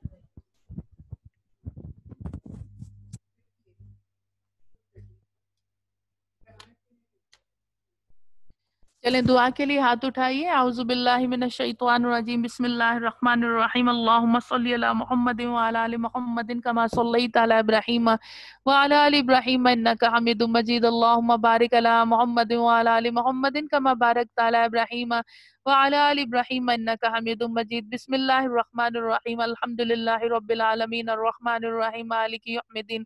ایاک نعبد و ایاک نستعین. اہدنا الصراط المستقیم صراط الذین انعمت علیہم غیر المغضوب علیہم ولا الضالین آمین. بسم اللہ الرحمن الرحیم. قل هو اللہ احد اللہ الصمد لم یلد ولم یولد ولم یکن له کفوا احد. بسم اللہ الرحمن الرحیم. رب اشرح لی صدری ویسر لی امری واحلل عقدۃ من لسانی یفقهوا قولی. رب اجعلنی مقیم الصلاۃ ومن ذریتی. ربنا تقبل دعاء. ربنا اغفر لی ولوالدی وللمؤمنین یوم یقوم الحساب. ربنا آتنا فی الدنیا حسنۃ وفی الآخرۃ حسنۃ وقنا عذاب النار وقنا عذاب القبر وقنا عذاب الحشر وقنا عذاب الميزان وقنا عذاب الصراط وادخلنا جنة مع الأبرار. ربي يسر ولا تعسر. ربي انزلني منزلا مباركا وانت خير المنزلين. اني مغلوب فانتصر. اللهم اجرنا من النار ولا سوف يعطيك ربك فترضى وعلمك ما لم تكن تعلم وكان فضل الله عليك عظيما. یا ارحم الراحمین یا ارحم الراحمین یا ارحم الراحمین یا ربنا یا ربنا یا ربنا یا رحمان یا رحیم الہ العالمین. رب کریم تیری عاجز بندیاں تیری پاکی بیان کرتی ہیں مولا. تجھ سے تیری رحمت کی طلبگار، تجھ سے ہدایت کی طلبگار ہے. پاک پروردگار تو ہم سب کے کبیرہ صغیرہ گناہوں کو معاف فرما دے، ہماری خطاؤں کو درگزر فرما دے. یا اللہ جانے انجانے میں جو غلطیاں، جو کوتاہیاں، جو بھول چوک ہم سے ہو گئی ہو، مولا ہماری گرفت نہ فرمانا، بے حساب بخش دینا، بے آزمائش جنت میں داخل فرما دینا۔ تجھ کو تیری عزت و جلال کا واسطہ ہے پاک پروردگار، ہمارے تمام کبیرہ صغیرہ گناہوں کو معاف فرما دے۔ یا اللہ تیری رضا تیری رحمت کے ساتھ جتنا کلام پاک ہم نے پڑھا ہے یا اللہ سمجھنے کی کوشش کی، احکامات شریعت کو سمجھانے کی کوشش کی، یا اللہ دیگر قوموں کے گناہوں کا ذکر آیا پاک پروردگار، یا اللہ جتنا بھی ہم نے پڑھا کلام پاک، یا اللہ اپنی بارگاہ میں سے غلطیوں سے معاف کرتے ہوئے قبول اور منظور فرما لے۔ اور یا اللہ ہم نے جن قوموں کے گناہوں کا پڑھا، ان پر عذاب کا پڑھا، یا اللہ ہمیں ان گناہوں سے محفوظ کر دے میرے مولا، ہماری نسلوں کو ہماری اولادوں کو ان گناہوں سے پاک کر دے، محفوظ کر دے۔ یا اللہ یہ دیگر قوموں کے گناہ ہماری نسلوں میں سرایت نہ کر جائیں میرے مالک، تو ہماری نسلوں کو ان گناہوں سے محفوظ رکھنا یا الہی العالمین۔ جو غلطیاں جو کوتاہیاں جو گناہ ہم سے ہو گئے مولا، تو ہمیں معاف فرما دے۔ تیری بارگاہ میں صدق دل سے یا اللہ توبہ کرتے ہیں، استغفار پڑھتے ہیں، مالک مہربان تو ہمیں معاف فرما دے، ہماری غلطیوں کو معاف فرما دے، ہمارے گناہوں کو معاف فرما دے، ہماری خطاؤں کو معاف کر دے، ہماری بے اعتدالیوں کو معاف فرما دے۔ یا الہی العالمین تو ہمارے لیے آسانیاں پیدا کر دے۔ یا اللہ رب کریم تیری آزمائش کے لائق نہیں، بے آزمائش بخش دینا، بے حساب جنت میں داخل فرما دینا۔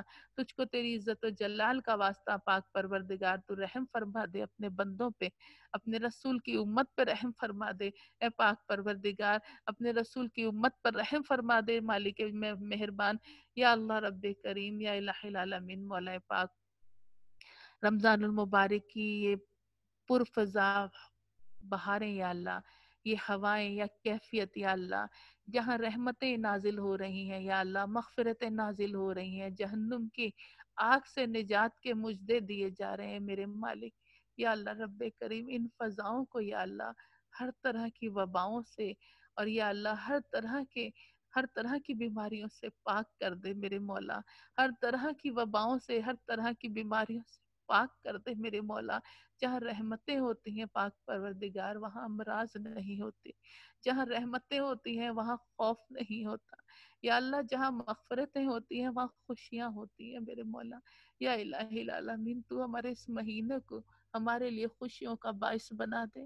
یا اللہ تیرا فرمان ہے، تیرے رسول پاک صلی اللہ علیہ وسلم کا فرمان ہے کہ جب رمضان آئے تو خوشیوں کے ساتھ اس کا استقبال کرو، اور جب یہ ماہ مکرم جانے لگے تو بوجھل دل کے ساتھ روتے ہوئے آہوں سسکیوں میں یا اللہ اس کو رخصت کرو اے پاک پروردگار۔ اس ماہ میں تو مولا ہم نے استقبال ہی آہوں سسکیوں کے ساتھ کرا مولا، اور یہ آہیں سسکیاں، یہ رونا، یہ آنسو اس لیے کہ مولا گناہ کے بوجھ تلے دبے جا رہے ہیں یا اللہ، یا الہی العالمین نافرمانیوں کے بوجھ تلے دبے جا رہے ہیں یا اللہ، یا اللہ، یا اللہ رب کریم تیری ناراضگی کے خوف میں ڈرے جا رہے ہیں میرے مولا۔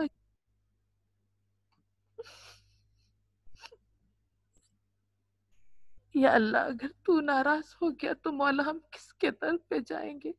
کوئی در ایسا نہیں مولا، کوئی ایسا رحمتوں والا در نہیں جس در پہ جائیں اے پاک پروردگار، ہم سے راضی ہو،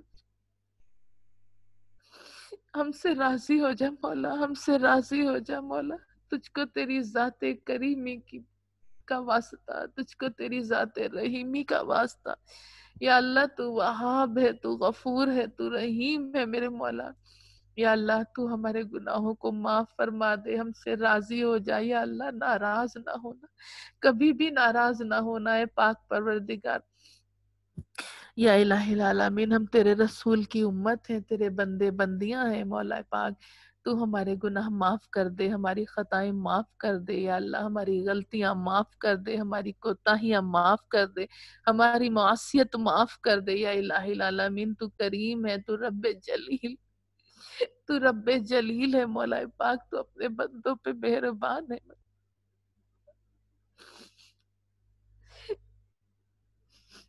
یا اللہ ہماری خطائیں درگزر فرما دے مولا، اس رحمتوں کے مہینے میں یا اللہ رحمتیں نازل فرما دے یا اللہ، وبائیں دور فرما دے میرے مولا۔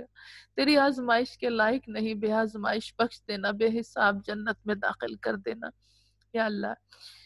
ہم یہاں آئے تیرے ذکر کی محفل کا انعقاد کرا یا اللہ، ہماری بہنیں اپنے اپنے گھروں میں اس محفل میں شریک ہوئیں، پاک پروردگار تو ہم سب کی حاضریوں کو قبول فرما یا اللہ۔ جو ہماری بہنیں آج کسی مجبوری، پریشانی یا کسی مسئلے یا کسی مصروفیت کی وجہ سے شریک نہ ہو سکی، مولا ان کی بھی شرکت لکھ ڈال یا اللہ، ان کی بھی حاضری لکھ لے یا اللہ۔ تو سب کی دعائیں مستجاب فرما، سب کی حاضری قبول فرما، سب کا بعد اب سننا سنانا قبول فرما لے یا الہ العالمین۔ تو سب کو ڈھیروں اجر و ثواب عطا فرما، ہم سب گنہگاروں کو بخش دے، ہماری خطاؤں کو بخش دے، ہماری نافرمانیوں کو بخش دے میرے مولا۔ ہم سے راضی ہو جا پاک پروردگار، تو ہم سے راضی ہو جا اور ہماری دعائیں مستجاب فرما، آمین اللہم آمین۔ ان اللہ و ملائکۃ یصلون علی النبی یا ایھا الذین آمنوا صلوا علیہ وسلموا تسلیما، سبحان ربک رب العزت عما یصفون والسلام علی المرسلین والحمد للہ رب العالمین۔ جب دم واپسی ہو یا رب ہم سب کو نصیب کرنا کلمہ حق پڑھنے کی توفیق، حق لا الہ الا اللہ محمد رسول اللہ صلی اللہ تعالی علی خیر خلقی محمد وآلہ وصحبہ اجمعین برحمتک یا ارحم الراحمین، اللہم آمین۔ آپ سب کو السلام علیکم ورحمۃ اللہ وبرکاتہ۔ دعاؤں میں یاد رکھیے گا، انشاءاللہ زندگی خیر پھر ملتے ہیں۔ السلام علیکم ورحمۃ اللہ وبرکاتہ و مغفرہ۔